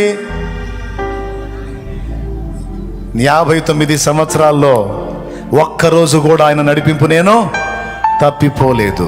ఏడవదేంటి? అద్భుతమైన సమాధానం. దేవునికి మహిమ కలుగును గాక. నా ప్రభు నడిపింపు నాశించు. దేవా, నన్ను నీవు నడిపించమని ప్రార్థన చేయి. నీకు ప్రేరణ ద్వారా మాట్లాడతాడు, దర్శనమిచ్చి మాట్లాడతాడు. ఏ ఒక్కదాంతోనో కాకుండా ఒక కార్యం విషయంలో నువ్వు బలమైన అడుగు వేయాలంటే కనీసం 2-3 సూచనలు అడుగు, దేవుడు చూపిస్తాడు. ఆ 2-3 సూచనలు ఆధారం చేసుకుని అడుగు ముందుకు వెళ్ళొచ్చు, దేవుని నడిపింపు పొందొచ్చు. అలా దేవుని నడిపింపులో జీవితానికి సంబంధించినవి కానీ, ఆత్మీయ జీవితానికి సంబంధించినవి కానీ ఏవైనా ఆయన నడిపింపులో ప్రయాణం చేయటం ఎంత ఉత్తమం అంటే, నీకు అవరోధంగా ఉన్న వాటన్నిటినీ తొలగించి నీకు నేనే ముందుగా పోవచ్చు, మెట్టగానున్న త్రోలను సరళపరిచి నీకు దారి చూపిస్తానని దేవుడు మాట్లాడుతున్నాడు. కనుక ధైర్యంగా ఉండి ముందుకు సాగిపో. విశ్వాసంతో ప్రార్థన చేద్దాం. అందరం తలలో ఉంచి కళ్ళు మూసి ప్రార్థన చేద్దాం. మన మధ్యలో ప్రార్థన చేస్తాం. స్తోత్రములయ్యా, మహాపరిశుద్ధుడా నీకు వందనాలు ప్రభువా. మేమెంతో ఆశతో ప్రార్థన చేసినప్పుడు మా ప్రార్థన ఆలకించి నీ దాసుని ముఖాంతరం నుండి మాతో మాట్లాడిన ప్రతి అమూల్యమైన వాక్యాన్ని బట్టి నీకు స్తోత్రాలు ప్రభువా. నీ మాటలను బట్టి వందనాలు చెల్లిస్తున్నాము నాయన. హానోకు నీతో నడిచినట్లుగా నాయన హానోకే కాదు, జార్జ్ ముల్లర్ అనే భక్తుడు కూడా 59 సంవత్సరాలుగా తన జీవిత అంతము వరకు నీ సన్నిధిలో నీతో కలిసి ప్రయాణము చేశాడు నాయన. ఆ ప్రయాణంలో ఒక అనుభవాన్ని చూపించి ఎన్నో అనుభవాలు మీరు మాతో మాట్లాడినందుకు స్తోత్రాలు చెల్లిస్తున్నాం అయ్యా. నిజమే, ఇన్నాళ్ళు మేము మానవ నడిపింపులో ఉన్నాము ప్రభువా, మనుషుల నడిపింపులో ఉన్నాము నాయన. మేము తీర్మానం చేసుకుంటున్నాం నాయన, ఈ దినం నుంచి ప్రతి క్షణం ప్రతిరోజు నీలో నడవాలి ప్రభువా, నీతో నడవాలి నాయన. జార్జ్ ముల్లర్ ఎలాంటి సాక్ష్యం ఇచ్చాడో, దేవుని నడిపింపుపై నాకు నిశ్చయత ఉన్నది, ఆయన నిన్ను వెళ్ళవలసిన గమ్యస్థానానికి నన్ను చేరుస్తాడు అన్న నిశ్చయత మాకు కూడా కలుగును గాక. ఆమేన్. ప్రతిరోజు నాయన నీతో నడుచున్నట్లుగా సహాయం చేయండి. నిరీక్షణ గలవారమని ఆయన సమస్యను చూడక సమస్యను పరిష్కరించి నీ వైపు చూడాలి ప్రభువా. ఒక మార్గం మూయబడిన 7 మార్గాలు మీరు మా కోసం తెరిచి ఉంచారని మాటను మా హృదయంలో ముద్రితం కావాలి ప్రభువా. గొప్ప కార్యాలు మీరు జరిగించండి నా తండ్రి. నన్ను నీ నడిపింపు పైన మాకు నిశ్చయత కలగాలి ప్రభువా. ఏ సమస్య అయినా రాని ప్రార్థనలో పెనుగులాడాలి ప్రభువా. కుటుంబంతో కలిసి ప్రార్థన చేయాలి ప్రభువా. విశ్వాసముతో ప్రార్థన చేయాలి ప్రభువా. అద్భుతాన్ని కనులారా చూడాలి ప్రభువా. ఈరోజు అవును నాయన జ్ఞాపకం చేసుకోండి, జార్జ్ ముల్లర్ తన అనుభవాన్ని ఎలాగైతే నాయన నీ దాసుడు చెప్పాడో, రాగల దినాల్లో మా అనుభవాలు అలాగ సాక్ష్య రూపంలో చెప్పబడాలి ప్రభువా. గొప్ప కార్యాలు జరిగించమని ఈ వాక్యాలు మా హృదయంలో ముద్రితం కావాలి ప్రభువా. అపవాది దుష్టుడు ఎక్కడ ఈ మాటలు ఎత్తుకొని పోకుండా యేసు క్రీస్తు నామములో వారిని బంధిస్తున్నాము నాయన. ఈ మాటలు నీరు కట్టి ఫలింప చేయమని, ప్రతి దినము ఈ మాటలను నెమరు వేసుకుంటూ కొనసాగి కృప దయచేయమని, వాక్యం అందించిన నీ దాసును కూడా బలపరచమని యేసు క్రీస్తు నామములో అడిగి ప్రార్థించి పొందుకొని ఉన్నాము మా తండ్రి. ఆమేన్. ఆమేన్.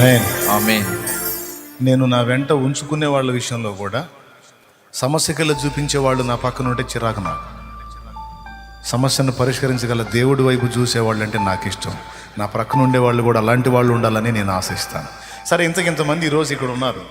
దేవుని నడిపింపులో ఆయన చెప్పిన ఒక్కొక్క అడుగు వేసుకుంటూ వచ్చి నేను ఎంతో కృప పొందాను. ఈరోజు ఇకనైనా దేవుని నడిపింపుకు లోబడి దేవుడు అడుగుతున్నాడు, మారు మనసు పొందుతావా? దేవుడు అడుగుతున్నాడు, పాప క్షమాపణ నిమిత్తం బాప్తిస్మం పొంది నా పరిశుద్ధాత్మను పొందుతావా? రా అని దేవుడు పిలుస్తున్నాడు. దేవుని నడిపింపు పొందగోరితే ఈరోజు ఈ క్షణాన్ని నీకు బాప్తిస్మం ఇవ్వడానికి నేను సిద్ధంగా ఉన్నాను. నీ కుడి చేతిని ఎత్తి చూపించు, నీకోసం ప్రార్థన చేస్తాను. నువ్వు ముందుకు వస్తే బాప్తిస్మం కూడా ఇస్తాను.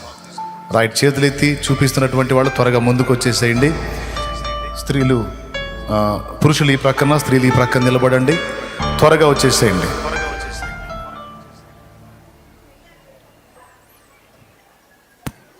నడిపిస్తాడు, త్వరగా వచ్చేసేయాలి, ఆలస్యం చేయొద్దు.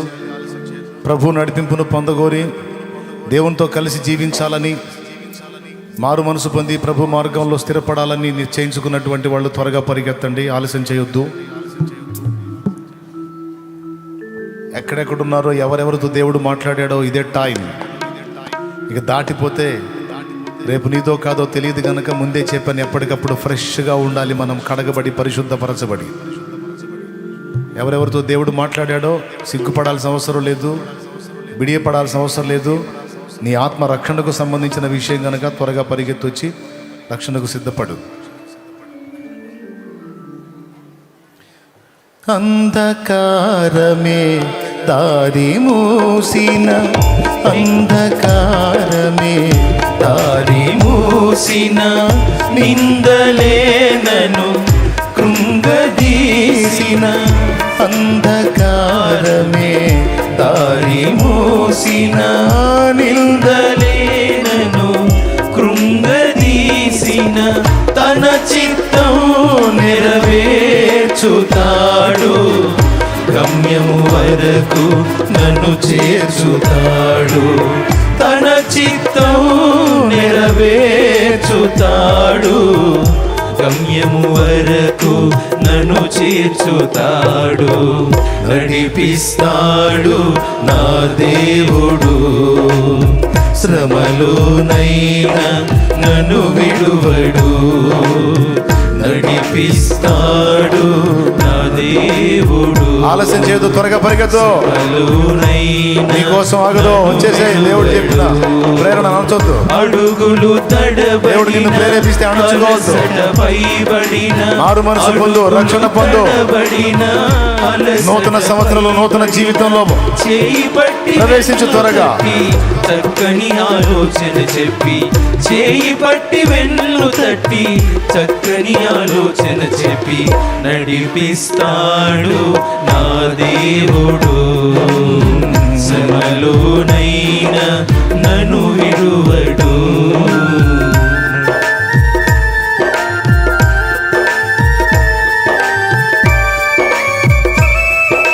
రక్షణ కొరకు తీర్మానం చేసుకున్న వారు, స్త్రీలు, లైవ్ లో వీక్షిస్తున్న వాళ్ళు ఇంకెవరైనా రక్షణ పొందకపోతే దైవజనులను అడిగి మారు మనసు పొంది పాప క్షమాపణ నిమిత్తం బాప్తిస్మం పొందుకొని పరిశుద్ధాత్మతో నింపబడి ప్రభు నడిపింపులకు వచ్చేయండి.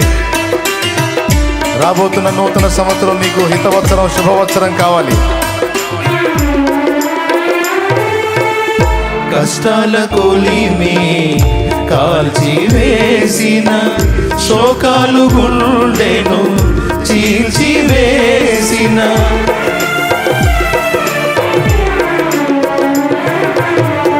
కష్టాల కొలిమి కాల్చివేసిన, శోకాలు గుండెను చీల్చివేసిన, తన చిత్తం నెరవేర్చుతాడు, గమ్యము వరకు నన్ను చేర్చుతాడు. తన చిత్తం నెరవేర్చుతాడు, గమ్యము వరకు నన్ను చేర్చుతాడు. నడిపిస్తాడు నా దేవుడు, శ్రమలోనైనా నన్ను విడువడు. నడిపిస్తాడు నా దేవుడు, శ్రమలోనైనా నన్ను విడువడు. అడుగులు తడబడిన, అలసట పైబడిన, అడుగులు తడబడిన, అలసట పైబడిన, చేయి పట్టి వెన్ను తట్టి, చక్కని ఆలోచన చెప్పి చేయి పట్టి వెన్ను తట్టి, చక్కని ఆలోచన చెప్పి నడిపిస్తాడు నా దేవుడు. శ్రమలోనైనా నన్ను విడువడు. నడిపిస్తాడు నా దేవుడు, శ్రమలోనైనా నన్ను విడువడు. చివరి ప్రార్థన ఆశీర్వాదంతో మనం ముగించుకుందాం. మంచిది, మంచి తీర్మానం తీసుకున్నారు. ఈరోజు ఆయన రక్తంలో కడగబడి పరిశుద్ధపరచబడి ఇక ప్రభుతో నడవాలని మీ తీర్మానాన్ని నా దేవుడు ఆశీర్వదించి స్థిరపరచునుగాక. ఆమేన్. ఆమేన్. రైట్, సిద్ధపడిన వాళ్ళు ఈ ప్రక్క నుంచి కళ్యాణాన్ని మీకు దారి చూపిస్తాడు. పదండి, మీరు కూడా వెళ్ళిపోండి, నీళ్ళ దగ్గరికి వెళ్ళిపోండి. అందరూ తలలో వంచి కళ్ళు మూసుకుందాం. విశ్వాసులుగా ఉన్న మన ఆత్మలు బలపడటం, అలాగే క్రొత్త వారు కొంతమంది రక్షణలోనికి రావటం, ఈ ప్రక్రియ దేవుని దయతో ప్రతి వారం జరిగిస్తూ ఉన్నాడు. ఇంకా ప్రార్థన చేయండి. ఇంకా అనేకులు రక్షణలోనికి రావాలి. నిత్యము మండే నరకాగ్ని నుండి అనేకులు కాపాడబడి ఆమేన్. నిత్య జీవానికి అనేకులు వారసులు కావాలి. ఆమేన్. హల్లెలూయా.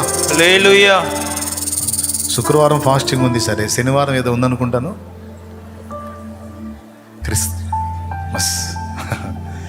క్రిస్మసా? రైట్. మరి ప్రొద్దుటే 10 గంటలకి ప్రేయర్ ఉంటుంది, క్రిస్మస్ ఆరాధన. భోజనాలు ఏమి ఉండవు, ఎందుకంటే ఆల్రెడీ మీరు బిర్యానీ అది చేసుకుంటారు కాబట్టి ఆ రోజు మీకు ఫుడ్ ఏమి ఉండదు. అయితే ఒక చిన్న సలహా, వచ్చేటప్పుడు ఒట్టిగా రాకుండా పండ్లు తీసుకొని రండి. మీకు దేవుడు ఏది ఇస్తే ఏ రకం పండ్లైనా పర్లేదు. అన్ని రకాల ఫ్రూట్స్ మంచిగా పైసలు ఉన్నాయి అనుకో, యాపిల్ తెచ్చిన ఇబ్బంది లేదు. అరటిపళ్ళు అయినా, యాపిల్ అయినా, కమలాలైనా, జామ్ అయినా, ఏ టైపు ఫ్రూట్ అయినా సరే తీసుకొచ్చుకోండి,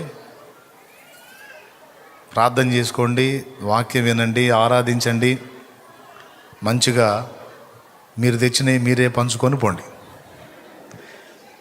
మంచి తీసుకొచ్చుకోండి. చెత్త తెచ్చారనుకో మీ చేతికి రావచ్చు, ఎందుకంటే పంపిణీలో మీకే కదా వచ్చేది. అందుకని శ్రేష్టమైనవి మంచి తీసుకొని రండి. ఇంకా స్వీట్ హార్ట్ తేవాలనుకున్న వాళ్ళు కూడా తెచ్చుకోండి, మీ ఇష్టం. ఎవరు ఏది తెచ్చినా సరే మొత్తం మీ చేతికి వస్తాయి. సంఖ్య పెద్దది కాబట్టి ఎంతమంది ఎన్ని తెచ్చినా ఎదురు లేదు, మార్కెట్ మొత్తం ఖాళీ చేసినా ఇబ్బంది ఏం లేదు. దేవునికి స్తోత్రం కలుగును గాక. హల్లెలూయా. ప్రార్థన చేసుకుని మనం ముగించుకుందాం. అందరు తలలో వంచి కళ్ళు మూయండి. మీకోసం దైవజనులు ప్రార్థన చేస్తారు. కళ్ళు తెరిచి చూడొద్దు, వీడు ఎటు పోతున్నాడో నాకెళ్ళి చూడొద్దు. దేవుడు మీ మధ్య ఉన్నాడు, ఆయన సన్నిధి ఉంది కాబట్టి కళ్ళు మూసి ప్రేయర్లు ఏకీభవించండి. అజయ్ అన్న ప్రార్థన చేస్తాడు, సమయాలను పరలోక ప్రార్థన చేస్తాడు. ఆశీర్వాద ప్రార్థనతో ముగించుకుందాం. ప్రయాణాల కోసం చేస్తాడు, 3 సంగతుల కోసం చేస్తాడు. మహాపరిశుద్ధుడైన మా తండ్రి, ప్రేమ స్వరూపి నీ కొందనాలయ్యా. మాతో కూడా మీ సన్నిధి నుంచినందుకు స్తోత్రాలు, మాతో మీరు ఉన్నందుకు వందనాలు చెల్లిస్తున్నాం నైనా. ఈ క్షణం నా ఎదుట నీ ఎదుట నిలిచిన ఈ బిడ్డలందరి కొరకు ప్రార్థన చేస్తున్నామయ్యా. ఈ గొప్ప సమూహమునకు ప్రభువా, ఎవరికి ఏ అవసరం ఉన్నదో, ఎవరికి ఏ అక్కర ఉన్నదో, యేసు క్రీస్తు నామములో సమస్తము సమకూర్చబడును గాక. సమృద్ధి మేలు కలుగును గాక, స్వస్థత కలుగును గాక, విడుదల కలుగును గాక, పూర్ణ ఆరోగ్యము నువ్వు దయచేయండి ప్రభువా. ప్రతి రోగాన్ని తొలగించండి, వ్యాధిని బంధించండి ప్రభువా. ప్రజలందరినీ విడిపించమని ప్రార్థన చేస్తున్నామయ్యా. రుణ బంధకాల్లో ఉన్న వారికి విడుదల కలగాలి ప్రభువా. అప్పుల సమస్యలు తొలగిపోవాలి ప్రభువా. ఆర్థిక ఇబ్బందులు తొలగిపోవాలి నాయన. నష్టాలు తొలగును గాక, అన్ని విషయాలు లాభాలు కలుగును గాక. నైనా చిన్న బిడ్డ మొదలుకొని వృద్ధుల వరకు నీ కృపా హస్తాలకు అప్పచెప్తున్నాను నాయన. ప్రతి విధమైన శరీర బలహీనతలు తొలగించండి నాయన. సమస్త విషయాల్లో నీ కృపను విస్తరింపచేయమని ప్రార్థన చేస్తున్నామయ్యా. ఇక వారి చేత ఉన్న నూనెని జ్ఞాపకం చేసుకోండి, నీ రక్తముగా మార్చండి ప్రభువా. నీ శక్తితో నింపండి ప్రభువా. అది రాచి ప్రార్థన చేసినప్పుడు గొప్ప కార్యాలు మీరు జరిగించండి, సూచక క్రియలు మీరు జరిగించండి నాయన. ఆయుల్ బాటిని దేని కొరకు వినియోగిస్తారో ప్రార్థన చేస్తారో యేసు క్రీస్తు నామములో అద్భుతములు జరుగును గాక. ఈ రోజు విన్న వాక్యము ప్రకారం ప్రతి దినము నడుచుకొని గొప్ప కార్యాలను నీ యొద్ద నుంచి పొందుకునే కృప దయచేయండి. రాగల దినాల్లో ఇక్కడ ఉన్న వారందరూ సాక్షులుగా మార్చబడును గాక. ఆమేన్. నైనా రాబోతున్న నూతన సంవత్సరానికి నూతన ఆశీర్వాదాల కొరకు మీరు సిద్ధపరచమని ప్రార్థన చేస్తున్నామయ్యా. ఇప్పటికీ అనేక మందిని మీరు దర్శించారు, మీరు మాట్లాడారు, ఆత్మరక్షణ కొరకు పిలుచుకున్నారు ప్రభువా. ఇంకా ఎవరైనా ఆలోచన చేస్తూ ఉంటే, వాయిదాలు వేస్తూ ఉంటే యేసు క్రీస్తు నామములో వాయిదాలు తొలగిపోవును గాక. వారు కూడా అనేకుల వలె వచ్చి రక్షణ పొందుదురు గాక. గొప్ప కార్యాలు మీరు జరిగించమని ప్రభువా. బిడ్డలు వస్తున్నప్పుడు తోడై ఉన్నారు, తిరిగి వెళ్ళేటప్పుడు మార్గమంతట్లో తోడై ఉండండి. క్షేమకరమైన ప్రయాణాలు అందరికీ దయచేయండి ప్రభు. ఏ ఒక్కరికి ఏ కీడులో పడకుండా జ్ఞాపకం చేసుకోండి. అందరి గాయములను కట్టమని ప్రార్థన చేస్తున్నామయ్యా. నీ జ్ఞాపకం చేసుకోండి. అలాగే రాబోతున్న క్రిస్మస్ కొరకు కూడా ప్రార్థన చేస్తున్నాం. అప్పుడు కూడా గొప్ప కార్యాలు మీరు జరిగించండి. వీరందరికీ అనుకూలత కలుగు చేయండి ప్రభు. ఆ దినం నీ సన్నిధిలో సంతోషంతో ఆనందించే కృప దయచేయండి. నా సమస్త ఏర్పాట్లు కూడా మీరు కృపను తోడుగా ఉంచండి. ఆర్థికంగా కూడా మీరు దీవించి బలపరచుమని, వీరందరిని ప్రభు ఆత్మీయంగా, ఆర్థికంగా, ఆరోగ్యపరంగా మీరు దీవించి బలపరచుమని నజరేయుడైన యేసు క్రీస్తు నామములో అడిగి ప్రార్థించి పొందుకొని ఉన్నాము మా తండ్రి. ఆమేన్, ఆమేన్, ఆమేన్. పరలోకమందున్న మా తండ్రి, నీ నామం పరిశుద్ధపరచబడును గాక, నీ రాజ్యం మాకు వచ్చును గాక, నీ చిత్తం పరలోకమందు నెరవేర్చున్నట్లు భూమి మీదను నెరవేర్చబడును గాక. నేడు మాకు కావలసిన ఆహారం మీరు మాకు దయచేయండి. మా పట్ల అపరాధం చేసిన వారు మేము క్షమించిన ప్రకారం మీరు మా అపరాధాలు క్షమించండి. మమ్మల్ని శోధనలోకి తెక దుష్టి నుంచి తప్పించండి, కీడు నుంచి రక్షించండి. ఎందుచేతనగా రాజ్యము, బలము, మహిమ, శక్తి సర్వము నిరంతరం నీవై ఉన్నావు తండ్రి. ఆమేన్, ఆమేన్, ఆమేన్. మన తండ్రి అయిన దేవుని ప్రేమ, ఆయన ప్రియకుమారుడు లోకరక్షకుడైన యేసు క్రీస్తు కృప, పరిశుద్ధాత్మ దేవుని అన్యోన్య సహాయ సహవాసములు కూడి చేరిన మనకు, సార్వత్రిక సంఘమునకు సదాకాలము తోడై నడిపించును గాక. ఆమేన్, ఆమేన్, ఆమేన్. ఆయన నడిపింపులో మనల్ని నడిపించును గాక. ఆమేన్, ఆమేన్, ఆమేన్. ప్రభు యేసు రక్తమే జయం, ప్రభు యేసు రక్తమునకే జయం, యేసు నామానికే సంపూర్ణ విజయం కలుగును గాక. ఆమేన్. హల్లెలూయా, హల్లెలూయా, హల్లెలూయా, హల్లెలూయా, హల్లెలూయా, హల్లెలూయా. మంచిది. అందరికీ వందనాలు. అందరి కోసం ప్రార్థన చేయటం జరిగింది. ఈరోజు విన్న వర్తమానాన్ని బట్టి అనేకులు ఇప్పటికే రక్షణ కొరకు తీర్మానం చేసుకొని బాప్తీసం పొందుతూ ఉన్నారు. ఇంకా ఎవరైనా ఆలస్యం చేస్తూ ఉంటే మీకు తెలియజేస్తున్నాం, వాయిదాలు వేయొద్దు, తర్వాత తీసుకుందాం, వచ్చే వారం తీసుకుందాం, పండగకి తీసుకుందాం అనుకోవద్దు. నేడే రక్షణ దినం, ఇదే మిక్కిలి అనుకూల సమయం వాక్యం చెప్తూ ఉండగా ఇక వాయిదాలు వేయొద్దు. స్త్రీ పురుషుల్లో ఎవరైనా తొందరగా వెళ్ళి దైవజనులు ఉన్నారు, బాప్తీసం పొందండి. అలాగే ఈరోజు రిలీజ్ అయిన పాట, క్రిస్మస్ పాట స్టాల్లో మీకు అందుబాటులో ఉంది. ఆ పాట కావాలి, వినాలి అనుకున్న వాళ్ళు మీ సెల్ ఫోన్స్లో ఆ పాటను లోడ్ చేయడం జరిగింది. కాబట్టి ఒకసారి వెళ్ళేటప్పుడు స్టాల్ని దర్శించండి. ఈరోజు రిలీజ్ అయిన క్రిస్మస్ పాట కూడా మీకు మీ ఫోన్స్లో ఎక్కిస్తారు. ఈ విషయాన్ని గమనించండి. అలాగే నూతన సంవత్సరపు క్యాలెండర్ కూడా స్టాల్లో అందుబాటులో ఉంది. కావలసిన వారు వెళ్ళి ఆ క్యాలెండర్స్ తీసుకోండి. మీతో పాటు కూడా ఆ క్రిస్మస్కి మీరు గిఫ్ట్గా కూడా అనేకులకి అది ఇవ్వచ్చు. ఎందుకంటే క్రిస్మస్ పండగ కాబట్టి ఖచ్చితంగా తీసుకుంటారు. అన్యులు కావచ్చు, మీ స్నేహితులు, శ్రేయోభిలాషులు ఎవరికైనా సరే మీరు అది ఇవ్వచ్చు. క్యాలెండర్ ముందు దేవుని మాట వాళ్ళు ఇంట్లోకి వెళ్తే తర్వాత దేవుడు వాళ్ళ హృదయాల్లో కూడా వెళ్తాడు కనుక నిత్యము వాళ్ళ ఇంట్లో వాక్యాలు కనపడతా ఉంటే ఏదో ఒక మాట వారిని దర్శిస్తుందని నేను విశ్వసిస్తున్నా. దైవజనులు కూడా ప్రార్థన చేసి అది ప్రారంభించడం జరిగింది కనుక వెళ్ళేటప్పుడు ఒకసారి స్టాల్ని దర్శించండి. క్యాలెండర్లు కూడా తీసుకుని వెళ్ళండి. నూతన గీతం కూడా మీకు అందుబాటులో ఉంది. క్రిస్మస్ పాట తీసుకోమని తెలియజేస్తూ ఉన్నాం. అలాగే రేపు శుక్రవారం 10 గంటలకు ఉపవాస ప్రార్థన ఉంటుంది. శనివారం పూట అంటే డిసెంబర్ 25వ తారీఖు శనివారం క్రిస్మస్ వచ్చింది కనుక ఉదయం 10 గంటలకల్లా క్రిస్మస్ ఆరాధన ప్రారంభించబడుతుంది. ఆ రోజు మీతో కూడా అన్ని జనులు కూడా తీసుకొని రండి. దైవజనులు సువార్త తెలియజేస్తారు. అర్థమవుతుందా? మీరు మీ స్నేహితులు కావచ్చు, బంధువులు కావచ్చు, ఎవరినైనా సరే మీరు ఆ రోజు సన్నిధికి ఇన్వైట్ చేయండి. సన్నిధికి తీసుకొని రండి. దేవుని వాక్యాన్ని వినిపించండి. అవసరమైతే వాళ్ళ కొరకు ఆతిథ్యం సిద్ధపరచండి. వాళ్ళ కొరకు ఆతిథ్యం కూడా సిద్ధపరిచి భోజనం ఏర్పాటు చేయండి. దేవుని ప్రేమను చూపించండి. అలాగే దేవుని వాక్యాన్ని కూడా వినిపించండి. మీతో కూడా ఉన్నటువంటి వాళ్ళంతా కూడా వీలైతే లైవ్లో ఉన్నవారు కూడా క్రిస్మస్కి ఇక్కడికి వచ్చేదానికి ఆలోచన చేయండి. లేదా మీ బంధువులకి, స్నేహితులకు కూడా ఆ రోజు వర్తమానాన్ని షేర్ చేయండి. మంచిగా దేవుని వాక్యాన్ని వాళ్ళు కూడా వింటారు. ఈ విషయాలు గమనించండి. అలాగే వచ్చేటప్పుడు సన్నిధిలో ఆ రోజు ఆహారం ఏర్పాటు ఉండదు శనివారపు వేళ. ఎందుకంటే ఇంటికాడ అందరూ ఆహారం సిద్ధపరచుకుని వస్తారు కాబట్టి ఆ రోజు అందరికీ పండ్లు మాత్రమే ఇవ్వబడతాయి. కాబట్టి మీరు వచ్చేటప్పుడు ఇందాక దైవజనులు చెప్పినట్టుగా పండ్లు తీసుకొని రండి. అవి మీకే ఇవ్వబడతాయి. ఈ విషయాలు గమనించి మీరు ఆ సమయానికి సిద్ధపడతారని తెలియజేస్తా ఉన్నా. మంచిది. మరొకసారి నూతన క్రిస్మస్ గీతాన్ని మనం విందాం. క్రిస్మస్ పాట మరొకసారి పెడతారు. మీరు మంచిగా వింటూ